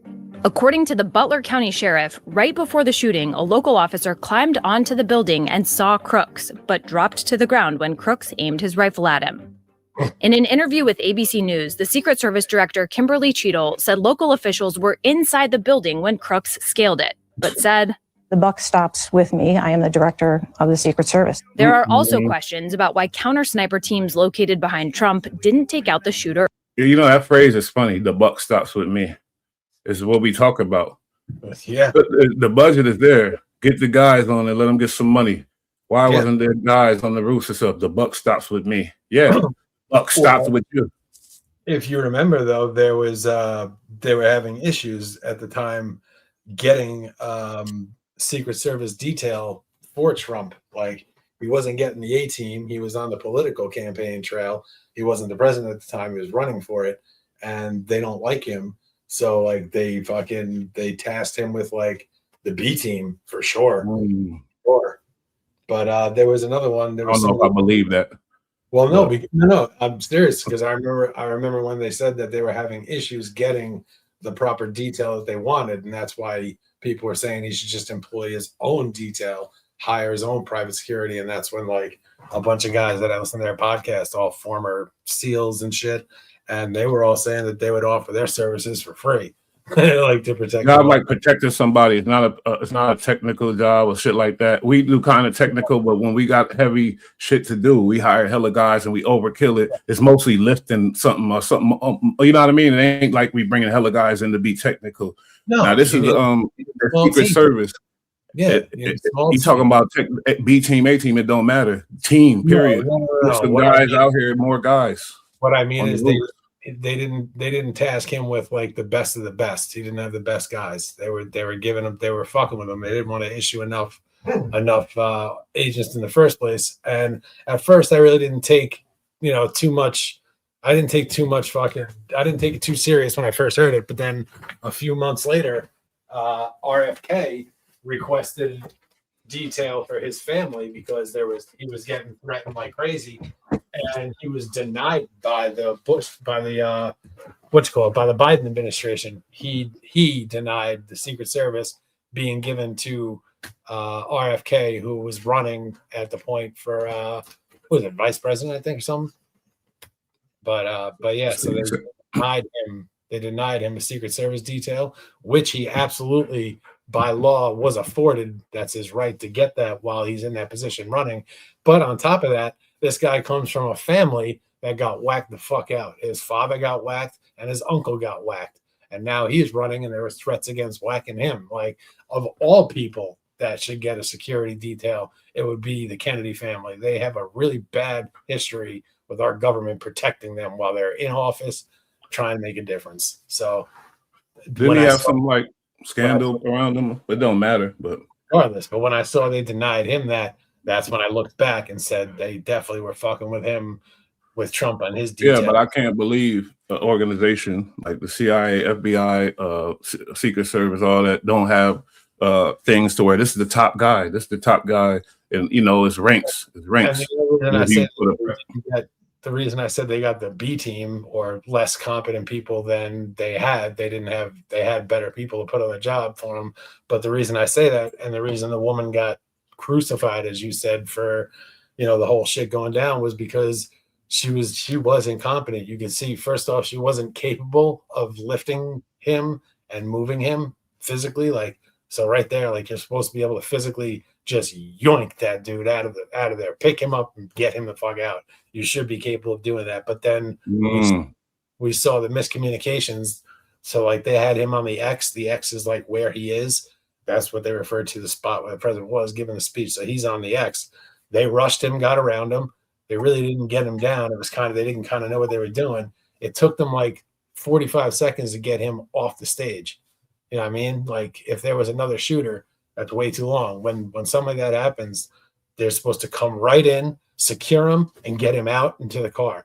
But it took like 30 or 40 seconds for them to even get him moving off the X and then getting in the car. Well, that's because Trump was saying he was throwing it up, and I don't even think that's the issue of why she's under the gun. But when that happens, the president no longer is in command, and his security detail is 100% in command. So he could say, stop, no, whatever. They don't listen. They pick him up, get him out. That's what they do. And they're given that like position of power. And that's in that very scenario, they're the ones. But that's not what they're talking about with her. They're not talking about that. They talk about the other shit. Was her inability to physically do like the physical requirement to handle that situation. She wasn't able to do. I don't know, dude. That's some sexist shit. First of all, it's never going to be one dude, one Secret Service. Trump. No. Each one has to be self-sufficient, 100%. But what I'm saying is Trump's not a little dude. He's like 6'2" and like heavy. He's like probably 2. Yeah, but the first time she touched him, it was 3 other guys touching him at the same time. It ain't like it was just her. Right. No. They were all grossly incompetent, but she's the leader. So like you said, the leader gets it. But like what I'm saying is she had guys next to her that were capable of lifting him, getting him off. But she's given the orders at that point because she's in command. And she didn't give any orders. She was like a deer in the headlights. She froze up.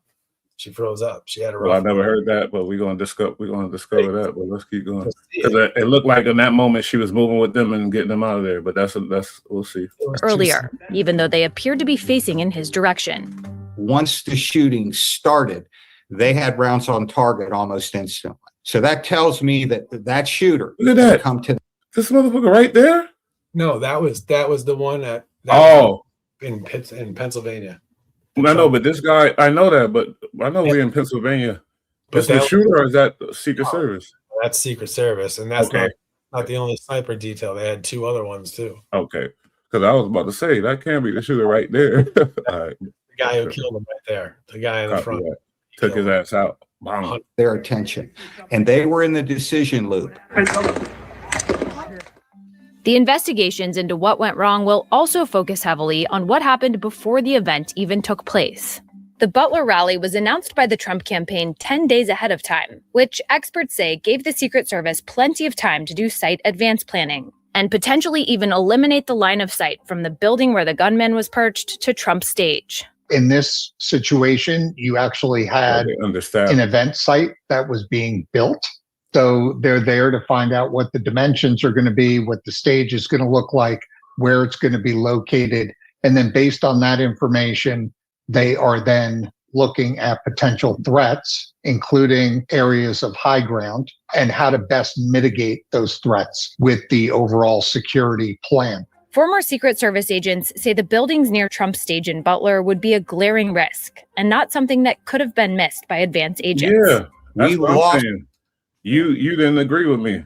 I'm like, yeah, I agree with you. It's only 150 yards away. That's not a far shot. That's within their specific. I think their like main area when protecting the president is like 300 yards is like the immediate area. And then anything outside of that is a little further and a little less detailed, but like anything 150 yards or closer should absolutely be completely covered. And if not, up there. Like, again, it was one of the only buildings within that close of a range. So we always imagine our Secret Service because of movies and because everything else. Rooftops is covered, everything is covered before the president, everything, you know what I mean? And that's how we imagine it to be. And this is looking like a whole travesty, you know, like what the hell, a joke. But like I said, and they show footage of the town, and you can look at it, you can see that's a red town, or red, and they feel safe. it's a rural farming community in Pennsylvania. It's going to be red for sure. That's his voting block. That's why he's They there. felt safe. And the reason I said the things that I was saying about the Secret Service in that situation and how they messed up, and it wasn't just the woman, the leader, it was other people in the team that messed up, but it falls on her eventually, and it's her leadership. But the only reason that's not my place to speak on. I was just reiterating what was on the the Sean Ryan show, because he interviewed multiple former Secret Service agents. I think he even had the next guy who wound up. But it is just your place to speak on it, because everybody looking at the video like you. And you are an educated person. If you felt like that, then that's how you feel. That's what we do. What I was basing it on was the information that I had gotten from him. So I can't take credit that it's all my point of view. I'm citing him as a reference, basically, because Sean Ryan, aside from having been a Navy SEAL and then also working for the CIA as an operative, a field op, aside from that, the guests he has on are always like Delta Force, range, high-end tier 1 operators and shit. So they spoke on it specifically with us. It's not like he turned into a good YouTuber and he found something else to add on to it and make people go, "Oh, yep, that too." But it's just entertaining, really. But because as soon as you never see one Secret Service around, it's always a couple. And as soon as it went down, it was everybody jumped on him. It wasn't like one. So you can't say, "Oh, if she can't do that," because it's never. If there was a guy there, he wouldn't be alone. If it was a big old guy there, he wouldn't be alone. There'll be 4 other guys there too. Just with the president, you always see that. But what I believe one of the main issues that the guy that the Secret Service agent that Sean Ryan was interviewing about it, he said, aside from the woman who was the leader, that it's obviously going to fall on her if there's any issues. He said, aside from that, when I said it took like 45 seconds or longer to get him off the stage, just in the somebody was being weak with him. They wasn't pulling him. What the guy said is that it was her job to physically move him. Okay, I get that point. But the reason I get that point. But there was 3 or 4 other agents right there around him. Yeah, but she the leader, and they shocked. They shell shocked. There's got to be a leader to react. And when they see Trump go, you got to grab him, and then the team will go and get him down. So yeah, I could see that point. She was in shock, kind of, and she didn't issue any orders. So I get it. Figure out what was going on. So that I get it. I ain't trying to save her. I get that point. That makes a lot of sense to me, And we're not saving. And people, a woman or a man, doesn't matter. Yeah, exactly. Done right. And she was the boss, and people feel a little sorry because it's a female, but she was the boss, and that's how this should go. It's the president in 1963. And guess what? The protocols that went into place from 1963 until this day is that we prioritize high places. That's just what I was saying. We know the Secret Service for that from movies and everything we know about our country. We know that it's like all that is locked down. Supposedly, we thinking, So you're supposed to always have somebody on Overwatch, meaning a sniper. You know what I mean? Like you're counting on that. Basically, we would expect that. You feel me? And we regular Joes, we just guys. But everybody, every American that knows anything knows that about the Secret Service. And I'm just saying, because we understand a man with a rifle, woman with a rifle, whoever. But humans are complicated as fuck, and humans gonna slip up, trip up, fuck up. Be slacking here, there, and then you gotta learn. You get slapped and you learn. But I can't take away the fact that in the point that you made that they was feeling perfectly safe in that red town, and they really. But that's still not an excuse, though. I'll tell you the truth, because it's standard things you do. Put guys up on the roof. I'm not saying that's like a proven fact, but I'm just those are facts around the case. Is that they're in a primarily red town. It's a big Trump town. That's why he's there in the first place doing his thing. But it didn't seem that there may have been a sense of relaxed standard maybe where there shouldn't have been. But they might have just felt like, hey, it's a beautiful day out here. It's a good time. Like nothing's gonna happen, and then it popped off. Plus, again, we haven't really had political assassinations in our country for a while. The last time we had this shit go down was in the 80s. Yeah, nobody had the balls to do that type of shit. Yeah, but there should be standard things, that standard shit. No matter how lax we are, but we gotta get some guys up there. We gotta get the guys up there. And now you relax. And there is, and that's why she and other people were demoted or lost their jobs entirely. With a rifle. If they have any level of expertise, they can kill a president very quickly. One thing law enforcement experts say was done correctly, despite widespread criticism on social media, was the evacuation of the former president after he was shot. The reaction from the shift inside that inner perimeter was very quick. And as it's happening, if you listen closely, you can hear the instructions to former President Trump to get down. And that and Trump was saying get down, but at this point he's the president. There should be a helicopter around up the top. This ain't a regular campaign where a guy running for president or a guy running for mayor or this and that. He's the president, and that's crazy. And what else is crazy is like he didn't even have a fucking ballistic shield in front of him. I mean, again, this is the first time that they shot at him. So whatever, but I'm just saying, like they often have, when there's a big time person doing a political speech out in public, they usually have the clear ballistics fucking glass. But I noticed, they had him out in Minnesota a couple of weeks ago when Ilhan Omar was out there spitting her hate speech against America. She had a protective fucking glass in front of her. So have at the time, if he did, that wouldn't have happened at all, but whatever. A helicopter over, flying above, circling. This is the president. Like, why are we being cheap? Guys on the roofs. Let's go. Like, but yeah. everything is so that they can cover him effectively. That was done very well. I got you, sir. I got you, sir. Let me get my shoes, sir. Hold on in your head. Let me get my shoes. What you can't hear is what's being said to the agents through the radios from the command post, maybe the counter sniper team, because there's other things going on. So they're going to do what they're told. And if they're... It looked like she called the order to huddle around them, though. Let me hold on. She wasn't giving the orders at that point. One of her guys... No, yeah, she looked stupid at first, but then it looked like she got gained a little composure and said, come on. Let's see. Being said to the agents through the radios and Trump to get down. And that is so that they can cover him effectively. That was done very well. I got you, sir. I got you, sir. Let me get my shoes. Hold on in your head. What you can't hear is what's being said to the agents through the radios from the command post, maybe the counter sniper team, because there's other things going on. So they're going to do what they're told. And if they're told now it's safe to move, then that's what they're going to do.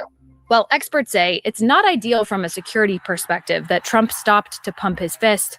The shift did a good job getting him to the car known as the Spare. But the team near the Spare... You can't stop a gangster from doing what he want to do, though. Just like probably some of the shit is probably on Trump. Like, oh, we don't need no helicopter. This is my town. This is my people. Nobody, you feel me? So you got to put that in, put a little of that in there too, though. For sure. And again, he's a big dude, bro. Trump's like 6'2", 6'3", probably 250, 300 pounds. He's a big fucking guy. But then another thing that happens, and I hate to hate on her, it's nothing about it. It's just funny to me. But you can see like how shook the agent right here, the female in the front that we could see. Yeah, listen. You see, she goes to holster her weapon, and she can't get it. Like she's all like shaking and can't get her holster. Yeah, she shook up. Shook up. Which is understandable, bro. I'd be shook up too. Even with that everybody there is shook up. The problem with this is it doesn't happen until it happens, and then you go through it once, and then. But they never went through no shit like this. You feel me? Well, the rest of the most like these guys over here are all former combat veterans. They've all seen live fire so they're more prepared than her. But everybody is feeling like, come on now, when them shots is coming at you, ain't no way even fucking gangster is gangster. Look how small the two women are. Again, I'm not hating on these chicks, but like women are small. No, but they're smaller than men, obviously. But you have two, regular sized females right here, the two agents. But then look at the guys, look at the men. These guys are all fucking football players. You know what I mean? But then Trump hired these girls?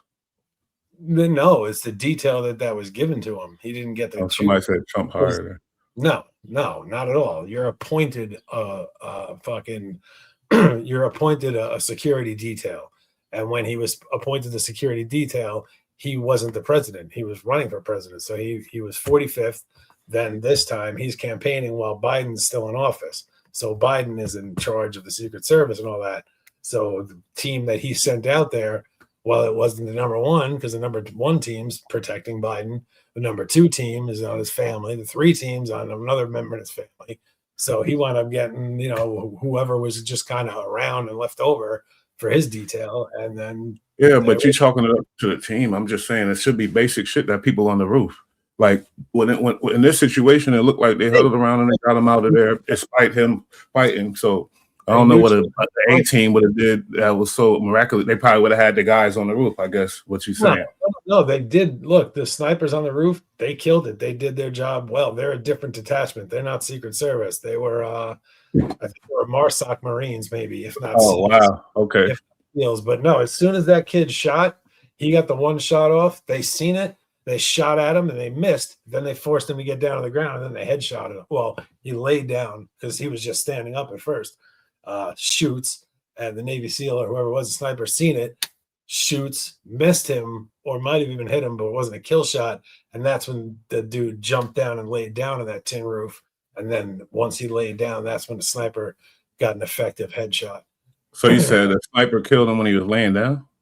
Yeah, because first he was standing up to shoot, and then once they shot back at him, he hit the deck on the roof and was still shooting. Okay, yeah. Had to get him.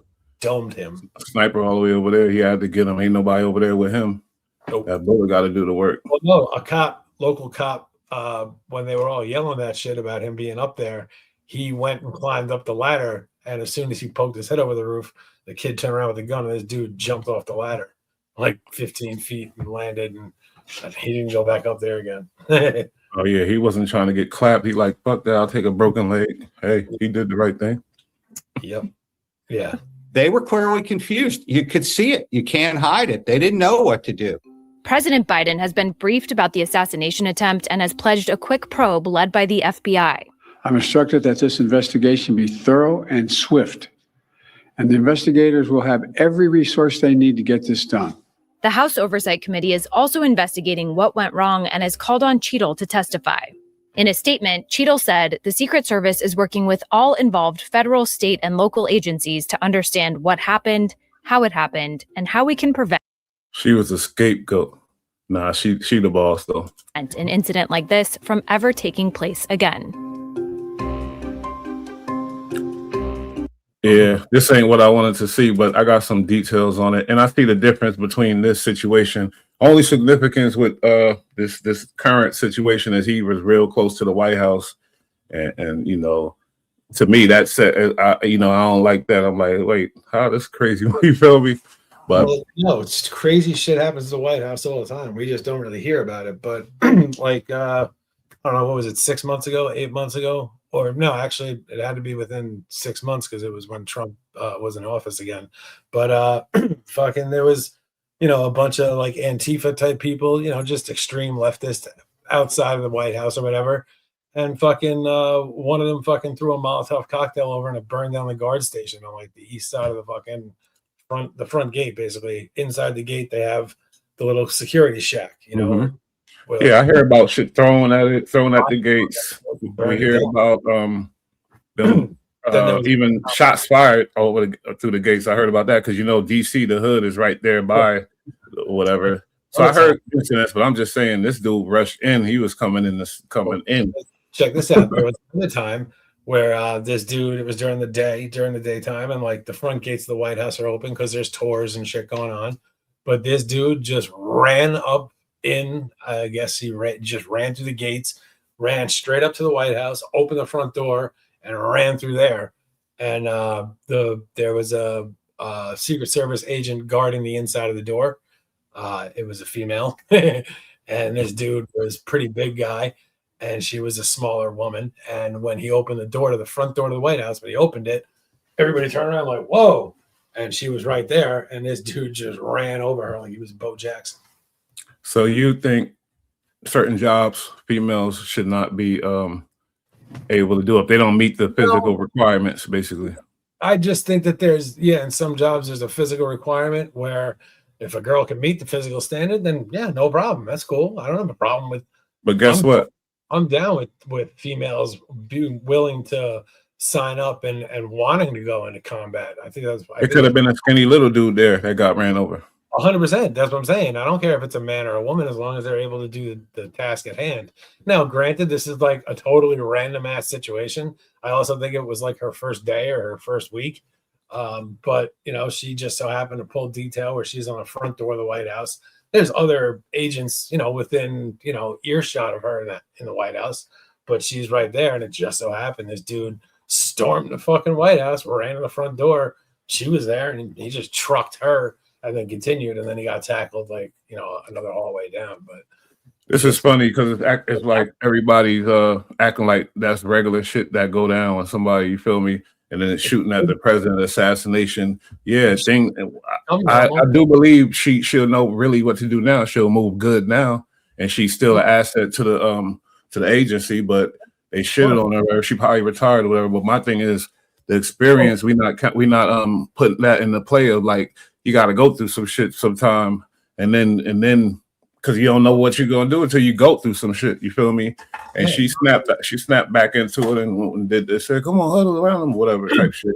I don't know. I don't think her career is over or anything like that. I'm sure. I thought she resigned. Am I wrong? I don't know, but she was fired from that position. But I don't think she was like removed from Secret Service altogether, was she? We could see, but I'm just saying because this doesn't happen all the time. Now, cops, you can see when a cop frees up, I guess, you know, but it happens to people all the time, and there's no way to know until you're in that spot. And I'm not saying, I'm not saying, you know, burn her at the stake, get rid of her, you know, I'm not saying any of that. She's definitely a valuable asset. Like, you don't get to guard the president by being a shitbag. She obviously has had a very good career and wound up in that spot. I mean, she got jammed up, bro. I mean, she was physically not able to handle that situation in the moment. It's a crazy, wild situation. Nobody ever expects it to happen. It shouldn't have gone down like that, but it did, and it sucks. So I'm not like hating on this chick. Hopefully, you know, hopefully she wasn't dismissed and they could just reassign her to another position somewhere, because she's absolutely a valuable asset. She's had millions of dollars worth of training. She knows, you know, all sorts of private intelligence, I mean, secret intelligence, as far as, you know, top secret information about how the president moves and all that. She's been trained, you know what I mean? We put a lot of money into this woman in her training. You don't just like that because of a fucking crazy situation, but she should just be, you know, reassigned somewhere because she's completely and totally useful. Absolutely. You know, she's a fucking Secret Service agent. That's not just, you don't just pick somebody up off the street for that kind of job. So she's definitely a useful individual, and hopefully is still working with the unit and still doing her thing somewhere. We've seen the video. Everybody's seen the famous video of JFK, rest in peace, in the car. That's crazy. Who covered him? His wife. His wife. So then they realized, oh, this system doesn't work, and they adjusted. But that was the first time some shit ever happened to the country. You feel me? And now with this shit, that was the first big one, and that was like the biggest one in recent history. But we've had a very violent history, especially regarding our politicians. A lot of them have been killed in like duels and shit way back when. Like back in the day, like if you had an argument in Congress, like there was very specific argument between two congressmen. I forget the guy's name, but it was like back in like 1770 something, like right before the Declaration of Independence. This dude was not liking what was being said in the fucking meeting. He was arguing with somebody. Yo, he rolled over and just fucking 5-finger smashed this dude, just slapped the fuck up out of him in the middle of Congress. And he said, he's like, fuck you, take this outside. So then they went outside and they dueled over it. They shot pistols at each other. That has to do with what we're saying. But his I'm wife, stupid, but very different leadership style back then than we have now. Oh, because we adjust. We things happen and we adjust to them. Things happen and we adjust. We became a more civilized nation, and people in society in general in the Western world just became more civilized. Over time. Like we were a bunch of crazy fucking lunatics back in the 1700s, and then once we established our nation, we established rights and protection and civil liberties and all that shit. And that's when we went from fucking crazy mountain village people running around the woods shooting people to having just crazy people of law and order and widespread throughout the country type shit. So the evolution of society is pretty dope, and we got to see it we're getting to see it firsthand because we're only 250 years into this fucking social experiment. That's a fact. That's why I don't really be jacking the cynical talk too much. I'm like, come on now, there's a lot of good going on too. But this guy looks like a guy that was digging, breaking points. I think he knows a little bit stuff that we can learn from this current situation. I'm just going to come here to give you all a little bit of a roundup of everything we know about that shooting that happened last night at the White House Correspondents' Dinner. Lots of details. We've chosen to take a little bit of time so we can provide you a fulsome picture. And of course, we're going to have more. The headline read "Security fuck up," and you said that too, I think. More details for everybody tomorrow. Let's go ahead and start here with the video of what happened. This is by far, I think, the most close-up video that we can all see that was taken by a Getty photographer. So I'm going to go ahead and play a little bit of this, and I know that some of the imaging here is a little bit chaotic. There we go. This is the video of the vice president and the president being escorted from the stage of the White House Correspondents' Dinner. Let's take a watch.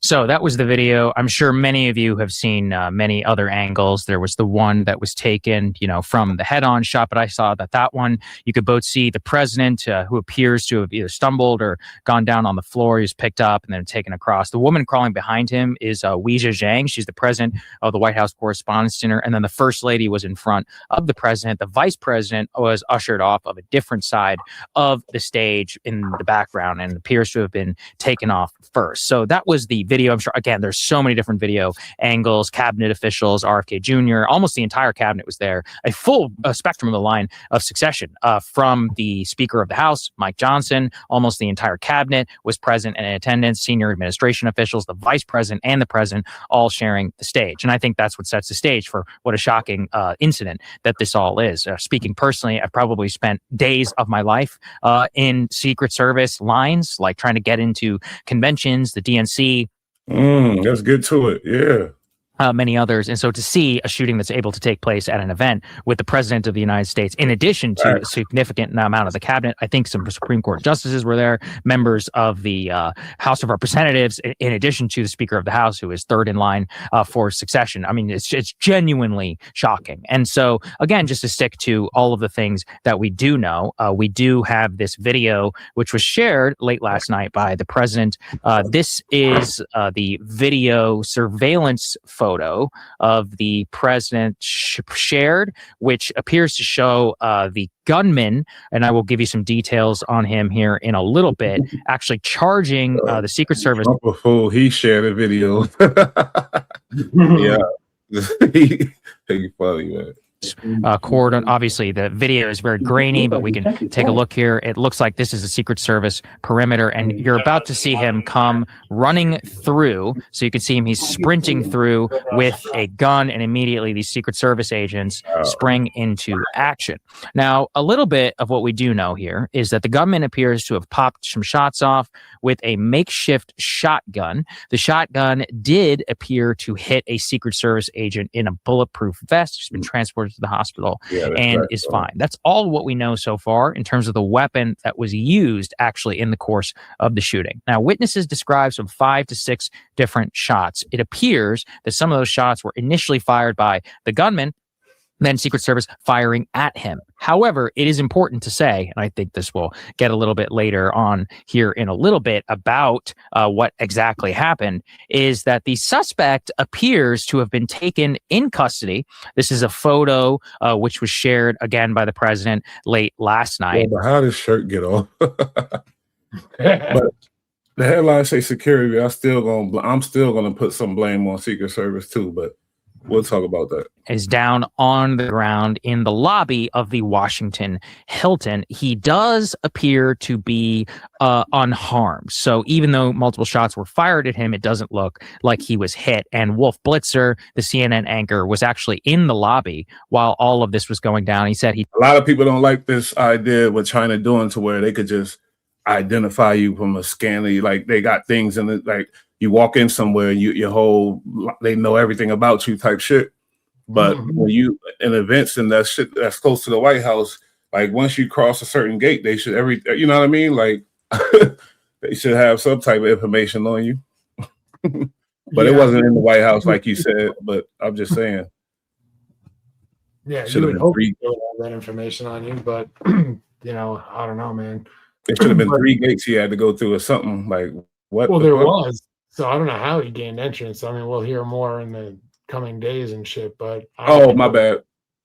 Yeah, and I'm not considering that it was in the hotel and he stayed at that hotel, so my bad. Yeah, I guess that gave him some advantage, but still, yeah, they said he was staying at the I forgot about that detail.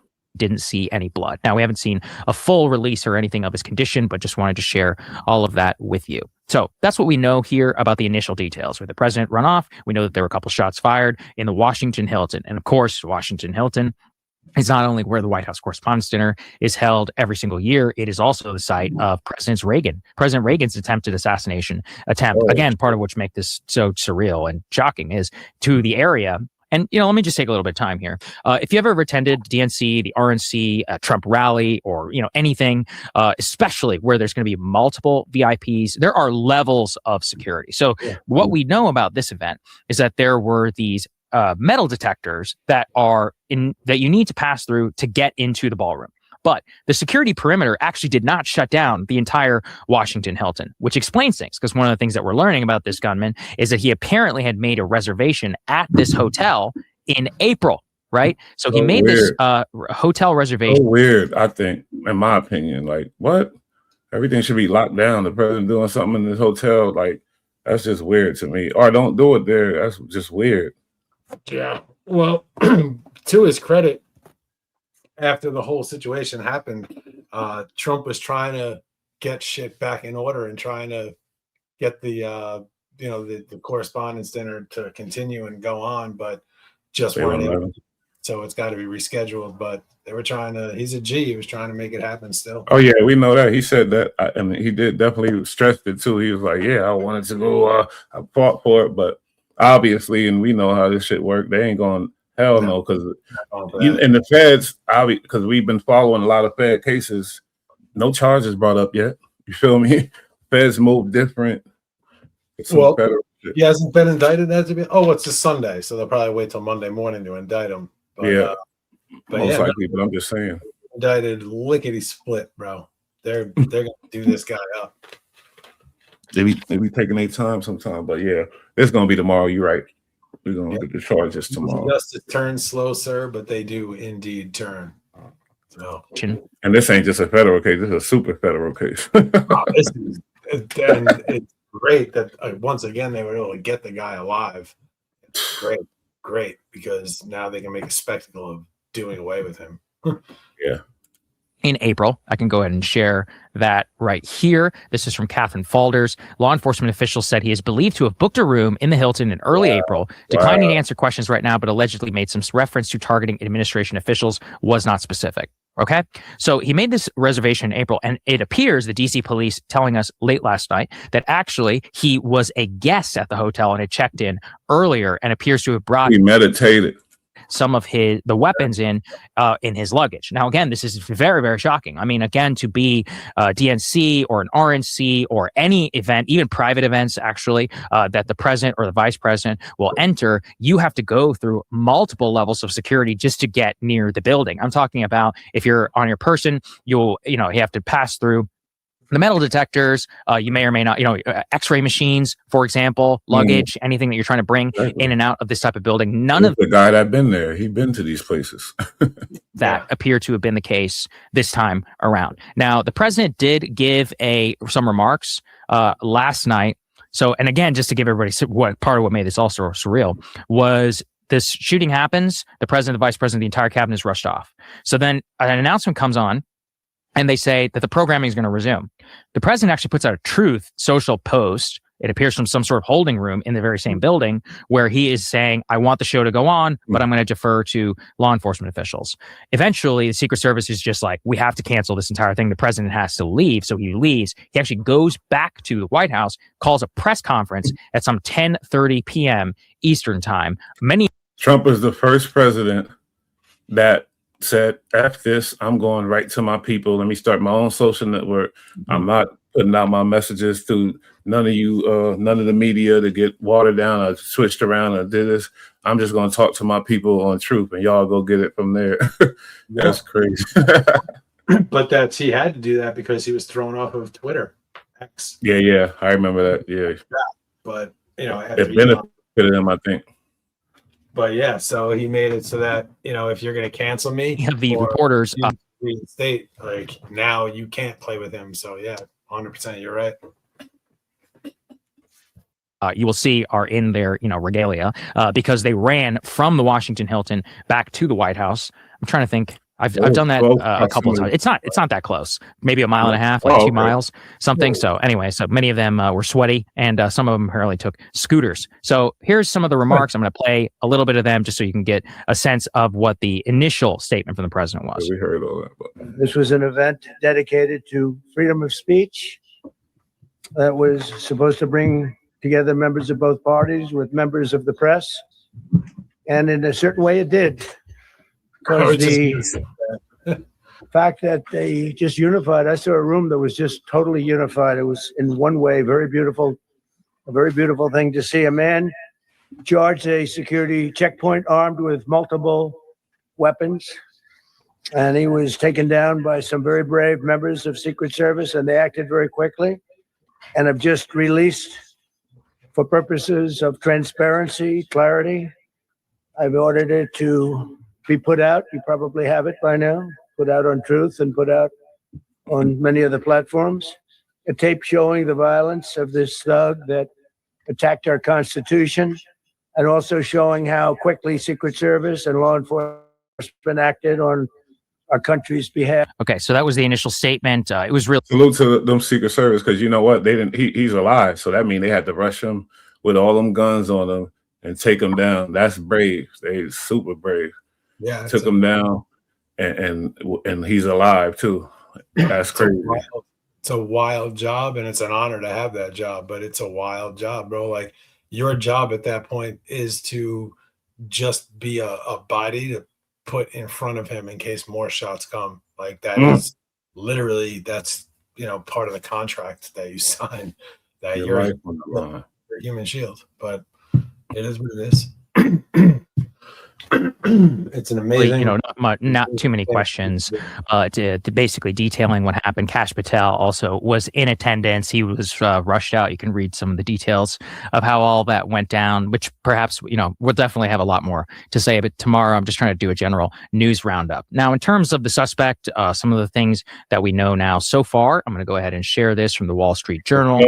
The suspect's name is Cole Allen, who is now in custody after an attack outside of the White House Correspondents' Dinner. He is a graduate of Caltech University. He was a Teacher of the Month, and he has been named as the Washington shooting suspect, 31 years old. He was from Torrance, California. So what we know, as you can all see here, is that he was armed with a shotgun, handgun, and knives, and was a guest at the Washington Hilton where the dinner was taking place. They have not yet shared a motive. As they said, he had knives too. Yeah, no, and a shotgun, which is crazy. Like, that's crazy. It's called the shooter, quote, a lone wolf and a whack job. Allen graduated from Caltech, one of the most academically rigorous schools in America, in 2017 with a degree in mechanical engineering. Appears to have been an intern or a fellow, I think, at JPL with NASA. So very, very bright individual. See, and that goes against what I said about the feeble-minded falling victim to the propaganda, to whatever, and just flip it out. That you could be a smart genius and fall victim to the bullshit and lash out and hate because you're so obsessed. Well, not only that, just because you're book smart and educated and you know all sorts of shit about jet propulsion, and that's why He worked at the JPL lab. That's the Jet Propulsion Lab. But just because you're super book smart doesn't mean you got street smarts. You know what I mean? And that's where this situation got into that, where they get into, selling secrets. And it's like, oh man, like you're not built for that speed. Like you're smart, but you're not an espionage. You're not counter espionage. You're an egghead. Like don't start acting like you're 007 out here selling secrets and you're going to get away with it. It's not going to happen. And every time he was registered with no party preference, donated $25 to Act Blue in 2024 with a memo, quote, earmarked for Harris for president. He worked as a teacher at C2 Education, a private tutoring and test prep company, where he was named the Teacher of the Month in December of 2024. And he also pursued a master's degree in computer science from Cal State University. Posted a photo of himself in a cap and gown last year on LinkedIn, writing, "Pretty sure my master's in CS is done." Lives in Torrance, 15 miles from Los Angeles, in a middle-class neighborhood primarily composed of single-level ranch homes. A blue scooter was parked on his lawn, and a neighbor said he had seen Allen riding it around the neighborhood. So obviously big questions here. How did he even get from Torrance, California to the White House Correspondents' Dinner? We do know a little bit about that from the initial statement here, which was released by the deputy attorney, or I guess the acting attorney general now, Todd Blanche. He said in an interview this morning that the suspect, Cole Allen, traveled from LA to DC via train and passed through Chicago on the way. And so obviously a very, very long way of getting across, likely, perhaps transporting weapons, the handgun, the shotgun, and the knives that he had in his in his luggage, which he used and checked in the hotel. But obviously, he stopped by O-Block on his way through Chicago to pick up some fucking hardware. Goofy ass ain't even have a car. He had a scooter. A scooter. Meditated. That's attack if you're booking a hotel long in before. We don't really know a lot about him, and he is not really cooperating with authorities. They're telling people that he was targeting, quote, administration officials. So obviously huge question marks surrounding still this entire incident. I think the big story outside of, not just the official details. And let me just, of course, say, I'm just choosing to do an entire news roundup. For many of you who still have bigger questions about the assassination, the assassination attempt, we will, or perhaps even just a shooting. I shouldn't even necessarily say that. We don't know any of that yet. We will do more of a deep dive tomorrow. The team and I, we're all researching all of this, but I'm just sticking with what we know and what the official story is now so far from the government. So I just want to make that very, very clear. Here is an weird and frankly bizarre comment from the deputy attorney general, Todd Blanche, who said that the gunman was able to fire 5 to 8 shots when he charged through a security checkpoint outside the dinner. And she asked, was this a massive security failure? And he says, to the contrary, it was a massive security success story. Let's take a listen. The gunman was able to fire at least 5 to 8 shots when he charged through a security checkpoint outside the dinner. Bodies. Was this a massive security failure? To the contrary, it was a massive security success story. I mean, if you think about what happened, as far as what we know right now, this suspect barely breached the perimeter. And so when you have a perimeter of a situation like we had last night, where you had over 2,000 people in a room, including the leaders of this country and many other dignitaries, you have a perimeter where you have law enforcement willing to risk their lives to keep people who don't belong from getting in. But you slick talking, barely breached. The key word is breached. Yeah. He breached the perimeter. They always make these they always add words to it. So instead of saying breach, they say he barely breached the perimeter. Yeah. No, he breached the perimeter. He breached it. And that's what we're talking about here. And that's a problem. But yeah, all right. They use the same type of slick bullshit talking when they're talking about illegal immigrants, and they're like, these people haven't committed any crimes. Like, no, they came into the country illegal. That's a crime. That's the crime. I guess so. You're right. And from what we know from video surveillance and from witnesses who were there, barely got past the perimeter. He was immediately subdued. And yes, he got off a couple shots. Our brave Secret Service agents who took one to the chest, although he was wearing a bulletproof vest. The president talked to him last night from the Oval Office. He was in great spirits. He was very appreciative. The president expressed. I just don't get the political shit that he could be so, it's all good, instead of saying, yeah, that, we're going to figure out what happened there. Nobody was supposed to breach that, But it's like, you feel me? It's like, come on now. It's always, so these are government people that are supposed to, protect us. And then, that's what they're supposed to do. And then, then they tell you about it, or they're supposed to give us the information about us and let the people know what's going on. And we get this typical bullshit of them sidestepping and, praising and giving accolades when they're not due.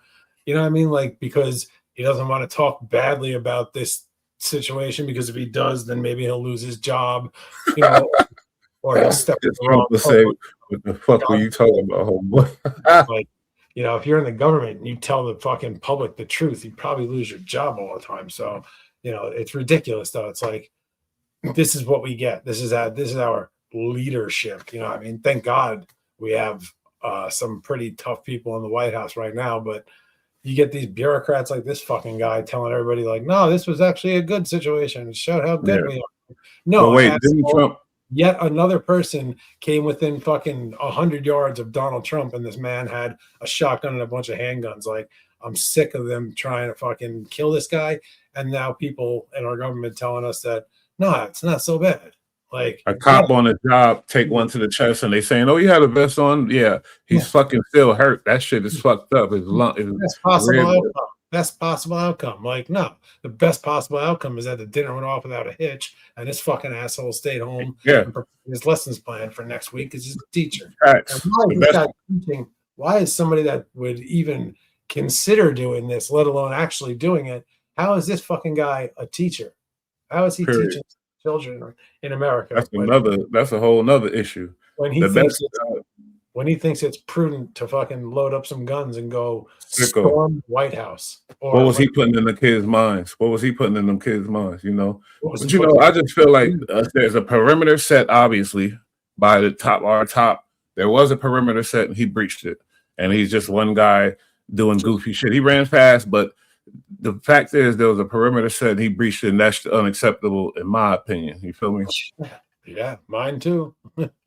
Is appreciation. Okay, so you can see there that the Deputy Attorney General is calling this a massive security success story. I can just say, as an independent person, I don't think that is in any way true. So the Washington Hilton, as I said, I've been to that hotel many times. I used to live right next to it. And that Washington Hilton, apparently, so there's the ballroom, which is inside of the hotel. But the rest of the hotel was not locked down, not just for guests. And obviously, he was a guest at the hotel. And the security, no, there was no x-ray luggage. I have attended events in the past as a reporter where I had a suitcase or something like that. Let's say I had to bring it to an event that had to be passed through an x-ray machine. And I'm talking about hours before any sort of VIP were even going to get there. So that's what kind of makes this a little weird, right? So there was no standard security protocol. So there's that. Number two is, again, for anybody who's attended some of these events, it's the entire building is usually locked down. You can't even go in and out. We also have a lot of testimony from guests who were shocked at the lack of security at the event. I'm not going to play all of this, but this was Simone Sanders, who was recounting how poor the security was at the White House Correspondents' Dinner. She says, I actually showed up to the Hilton shortly after 8 p.m. I took a scooter right up to the front of the driveway. Crazy. Again, there's usually barricades, multiple different checkpoints. At this bit matters because there's a lot of protesters outside, a lot of those barricades before you actually enter into the driveway. This year, there were no protesters. I came to find out people were milling about in the lobby. When I got off the scooter and into the front of the barricade, usually you have to show ID and a ticket. The security at the gate, who are not agents, they were identified as Secret Service. They were not identified as Secret Service agents. They did not ask me to show ID. They did not ask me to show a ticket. They said, oh, you're good. I'm sure you're going to your room. She said she wasn't even saying there. As I entered into the driveway, I saw the vehicle. The Beast was driving around in a circle of the Hilton driveway. People walking around near it, taking photos. Again, you're not like, and I'm not just a layman. I cover the White House. I've been in the motorcade. I've attended dozens of these events as a professional, and I'm telling you, like, this is not normal. When I knew he wasn't bugging. Entered into the Hilton, I asked Secret Service agents, which I saw they were identified as Secret Service agents, which way the ballroom was. They said they didn't know. When I finally got to the elevator, no one asked me to show my ID. No one asked me to show a ticket. I got all the way down to the red carpet area without ever showing a ticket to anyone in the Hilton. I'm saying it like this because this is unusual. So I went to the DNC, right? With the whole team, me and Ryan. We passed through probably 4 barricades before you're even allowed to get into the convention. As a journalist, even with the press credentials, hard press credentials, which have your photo, your name, that means you've been pre-cleared and all of that by Secret Service, the amount of rigmarole that you often have to go through if you're not traveling in the president's motorcade just to be able to get to this event. I mean, again, literally days of my life. The Beast, yeah, the only time that you're generally like allowed around the Beast normally is if you're in the motorcade, and then you can't get out of your vehicle and go like up to the president's. I mean, look, words barely begin to describe. And some members of Congress are also highlighting this. Here's Mike Lawler, the congressman. He's saying, while the security perimeter outside of the ballroom worked, the Secret Service and federal law enforcement acted swiftly to secure the ballroom and move the president and high-level officials out of harm's way. The fact is, numerous glaring security issues. There was no photo ID, no verified list of attendees, which is very common for a White House event. Not just common, that's the standard. There were no magnetometers before the ballroom. Prior to the event, there were numerous receptions that someone could have easily gotten into with limited security. The building was still open to the general public. Without getting into details, I will just say there was not a good handle on how many members of this Congress were at the event and where they were in the room. There needs to be a complete, thorough after-action report as to how the gunman got from his hotel room into a secure area with numerous guns. I will also note, we'll go much more into detail this tomorrow. There is a reported, shooting that happened a couple of weeks ago, apparently near the White House, which no details that the Secret Service has been able to run down. The trail has gone completely cold. There have been numerous of these types of incidents. There's a report out there that Trump has apparently been subject to more assassination or like public assassination plots. Yeah, obviously, like every other president. I feel like the whole thing with that is they was geeked up off of Trump. Probably the staff. Like, what the fuck is going on, man? And I do blame Secret Service too, because ultimately it's on them, but it's their everybody job. was tweaking. Thank God. Look, they've been able to do their job to some extent because the guy is still alive, but they got lucky once. And I think last night overall was pretty good with their reaction. Like I said, they got them off there pretty quick, it seemed to me. But at first they were kind of like, what? But everybody was like, what is that? I couldn't even clearly hear the gunshots in the audio the first time I watched it. I had to really listen because it was loud in there. People are talking, it's a ballroom full of people, and everybody's drinking. Yeah. So, but just thank God he wasn't able to breach the perimeter. The security perimeter around that actual the ball. So, and you talked about being strapped up with things. Imagine that, because he breached the perimeter. So if he was one of those, then he wouldn't have to worry about that. Just breach the perimeter and pull it whatever switch. So that's why it's a problem when he breached it. They looking over it like it ain't nothing, but he breached it should be clearance thing. I didn't even really think about that. Yeah, if he had a vest on with a good bit of power on it, and he clapped that off outside of the ballroom, it still would have gotten into the ballroom. I don't think it would have made it all the way to the main stage, but it would have caused hella damage and definitely, killed some people too. And for sure. Everybody in there is somebody. Everybody in there is somebody, whether they're a politician or they're some sort of entertainer or something like that. It's all like there's people that give speeches, performances, and then on top of that, it's just like a who's who of like anybody who's rich and powerful and famous and in the politics. They're there. I can't even walk in a big hotel where they say, "Oh, you stay here." Let's see the key. You feel me? We should just get the shirts that just say security on it and just walk in. So yeah, you see what's going on. They're trying to brush over the fact that this guy breached the clearance. It's crazy. It's so crazy that this is happening. Like, what is going on here? I mean, And it Trump, wasn't no high tech shit. He wasn't no, like you said, he wasn't no espionage, none of that. Just a fucking jerk off that came running through.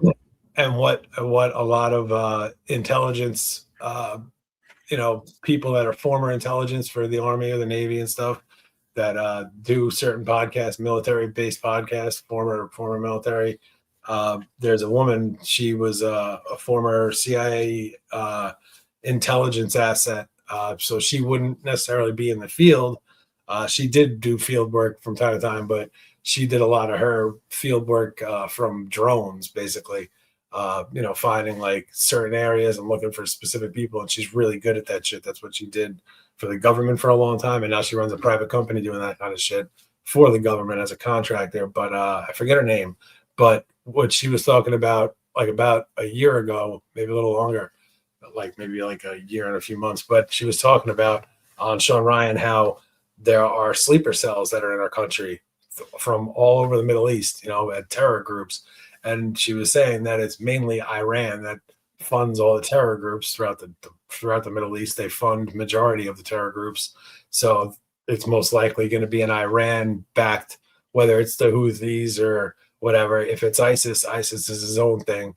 But anyway, she was just talking about how through the Biden administration, when we had all these people coming over the border, all these millions of people, she said that they know of at least 1,000, guaranteed 1,000 known like jihadists that are in the country somewhere. They don't know where they are, but they just know after going back and looking through paperwork that these fuckers came through using their real names. So there's over 1,000 of them. So what I'm trying to get at, long-winded, I apologize, but it's like this guy comes in alone. He came in hot, decked, armed to the teeth, but he was alone, thank God. But if and when these terror groups that are here get activated, that turns into 10 guys coming in, with and not a shotgun. This guy's arsenal came from like a Dick's Sporting Goods, you know what I mean? Mm-hmm. A shotgun, a couple of handguns, anybody can get that. But if you have a sleeper cell of, say, Iranian fucking terrorists or terrorists, they're coming in hot with AK-40s, you know what I mean? Sir. Doing their thing with fully automatic weapons and possibly vests or otherwise explosives. And last night, if you had 10 guys come in with automatic weapons and body armor and, some kind of explosive ordnance, that's a whole different story last night. Whole different situation. Yeah. But, I like I said, I believe in our agencies. I sound like a fucking whatever right now. No, you should. You should. They and the people, there's a lot of snitches out here, so they better be good if you're doing that, because the people watching everything in the agencies, though. And they said it. We seen it. They told us, it's going to be more terrorist shit going on, little things like this, but it ain't going to be nothing crazy. Back then when they were saying, I'm like, oh shit. But then you start seeing the little stuff. But Well, since 9/11, there have been a whole bunch of terrorist plots that have been caught and busted before they ever were able to do anything. Like the CIA and the FBI have done a lot of great work, foiled tons of terrorist plots, bro. Shit, they don't even tell us. They filed too, but I'm just saying, I know they know what's up, and they got shit. Look, you're always gonna have bad apples. You're always gonna have bad apples within the bushel, right? Yeah. You gotta imagine 99% of these agents and cops out here are doing their jobs, just trying to do the best they can. I would agree. Somewhere around there, yeah. And it shows because, like I said, we've been so blessed, but we haven't had a major terrorist fucking happening in this country, and since 9/11, it hasn't been another one of those. But don't think that they haven't tried, and don't think they haven't been plots, and they foiled them. And there's ones that they foil and they bust and they tell us about on the news. And then there's other ones that happen that they don't ever tell us about. They don't ever tell us about. You don't want to consume yourself with fear, and we're not selling fear here. But no, not at all. I'm actually pushing the fact that these people are vigilant, hyper vigilant, and doing their job and protecting us every day and every night with no thanks. And most of the time, it's not even getting on the news or being reported on because they're a covert team. CIA's covert. Anything they do is going to be quiet. So the only way their information gets out is if they talk about it. So they definitely have foiled plots where they didn't tell us. There's definitely been situations where we've been super close to a real big catastrophe and they were able nip that shit in the bud. So like the things that we hear, you know, on social media, YouTube, or even the news about, you know, a dirty agent here or shitty things that they were doing here. Everything in the CIA and the FBI is compartmentalized. Like you work with a crew of like 5 or 6 people in your little office, and then you go out in the field and do your thing, and you deal with a couple other groups that are on what you're doing. But other than that, you don't deal with the people on the floor above you or below you. They're doing all sorts of other shit that you don't even know about. So yeah, they watching you too. Some people are really good, and then you're gonna have every once in a while you're gonna get a guy or a couple of guys that are doing some fuck shit, and then that's what we hear about in the news because they love to talk about our government fucking up. And I'm talking about they usually do and they deserve it. But when you deal with the CIA and stuff, that's the 1% or even less than 1%. 99% of them are grinding and killing it and keeping us safe and doing a fucking hell of a job of it. And they deserve a pat on the back and a fucking thank you.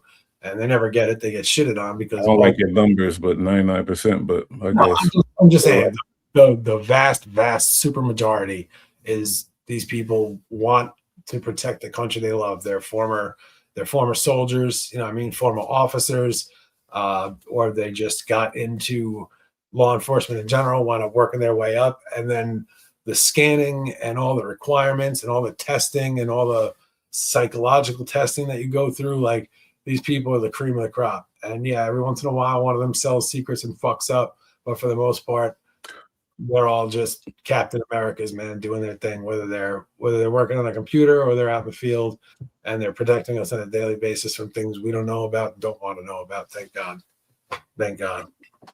Yeah.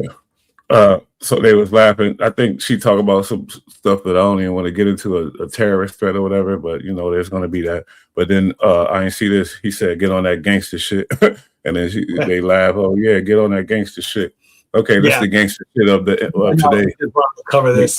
When you outside, keep your eyes open for them people, them plotters that's plotting against your country. Get on some gangster shit. Stay dangerous. Be ready to handle your business. You feel me? Or make people aware of what's going on. Don't be out here naive. You know, but don't live in fear though. Never that. Enjoy yourself, but always be on point too. Sidewalks, Bush. There's a reason why they make sidewalks, and that's because the street ain't for everybody. It ain't for everybody. Feel me? But you out there, you enjoy yourself at a party, rave, you know, concerts, this, that. Be aware of what's going on when you traveling, when you're outside. That's all. But that's all. That's how it always been, and that's how it always should be. You know, we privilege like other countries is like, so. But you know, like I said, it's always a fucking rainbow at the end. I ain't gonna hold you because you never know when you're gonna go. So you gotta appreciate every moment. So you living in fear, that ain't the way to go. Smell me? We don't live in fear, and everybody should be super proud, bro. Fucking this coming fucking in a couple of weeks is gonna mark or a month is gonna mark the 250th anniversary of our country, bro. That's awesome. 250 years. We're infants. We're infants in the in like the group of how old our country is, but we've been killing it, and you know, ups and downs, and there's always bumpy times. You know, things change eventually too. Yeah, the FBI. You know, Gerald. Remember when Ford was running, whatever that guy's name is? He ran it with an iron fist. The guy that was running the FBI that basically invented the FBI to take down. Yeah, Hoover. Whatever, Hoover, right? But now it's a real agency, and like things change and people come into play because there are stipulations, and they ain't just like, you know, how it used to be. So that's the same thing with, you know, our country. You change it, you make things happen. That's why I support protesters for sure. I don't support violence, but I support people, you know, us speaking on stuff. And I love our show because we go back and forth on things, and that's what America is. You feel me? Opinions, and that's what it is. You feel me? All that other shit, you be a dumbass if you let some little terrorist or whoever, some foul hatred, foul whatever group or person make a video, and then now you scared and you fuck out of here. You feel me? These guys are losers. Anybody that want to harm people to put it in their justification, they're losers. So it don't matter. Yep, that's true. And people should be proud of our country and proud of what we have here. Look, nothing's perfect. There's injustice everywhere, but when you, like you just said, I mean, other places are like, sheesh, America has really got it good. So if you do suffer an injustice in this world, I mean, in this country, there are ways to go about it legally to fix things. Don't go to the Southern Poverty Law Center. They're not going to be able to really do anything for you because I think they're going to be closing their doors after their shit. But in general, wrongs can be righted in this country, whereas in other countries, if you get wronged, you just pray that it doesn't happen the next day again. But well, yeah. Hopefully, everybody have to be gangster enough to have the balls to jump on some shit if you see some shit happening, like them secret agents did. Because I would have shot his ass. I'm not jumping on him. He dead. Bye. Believe that they didn't shoot him up. That takes a lot of balls. The guy's armed up and ready to rock and was shooting shit.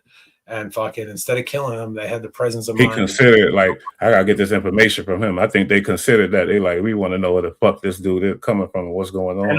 And on top of that, despite what people think, agents and officers, their goal is not to kill people. That's the absolute last resource.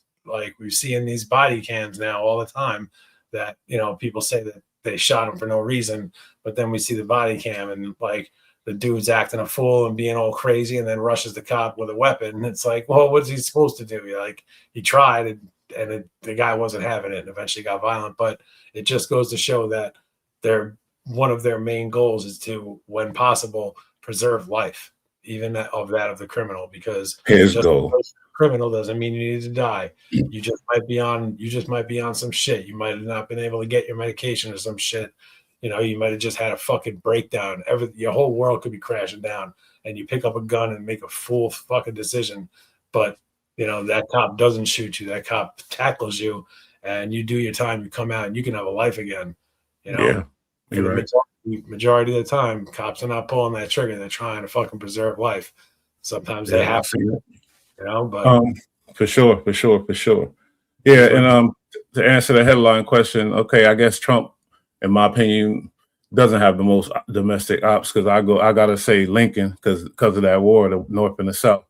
So I'm gonna go with Lincoln, but this is the third one on Trump, so he has the I think he's winning for the most attempts on him right now. He's got the best numbers in the business, the most. I am again the best. But we covered the hell out of that, and we gave y'all other details, other point of views, other perspectives. Trump did make a statement the other day, pretty gangster, and he said, when people throughout history and in general, especially in politics, but just in anything throughout history, people who are affecting change, radical change, really, really changing the system or fixing things that are out of control, these people are always targeted, but they're targeted for how effective they are. So the fact Malcolm X, Martin Luther King, Kennedy, getting it done. He's getting things done. That's a fact. Bob Marley, they try to kill him, but yeah, that's a fact. Good point, man. Great show. What gangster shit are we gonna have to get on for the people soon? They're gonna want some gangster shit. We coming back with that gangster shit. Don't worry. We are. So just hang in there, folks, because it's coming. We got you. We were just talking about it yesterday. Today we went in on the Trump thing, whatever. Today because it's big news, you know what I'm saying? So we had to talk about that. But don't worry, folks. We're gonna get on that gangster shit. It's gonna be a lot of fun. So you'll like it. You'll like it. We got some. That's a fact. Anyway, until next time. But guess what? Pain is inevitable, but suffering, see, that's optional. So get up out that slump. You heard? Let's keep it moving. It's your boy Bush. Be rad. Be rad. That's the Bullrad Show. Another one. Another one. Epic reaction.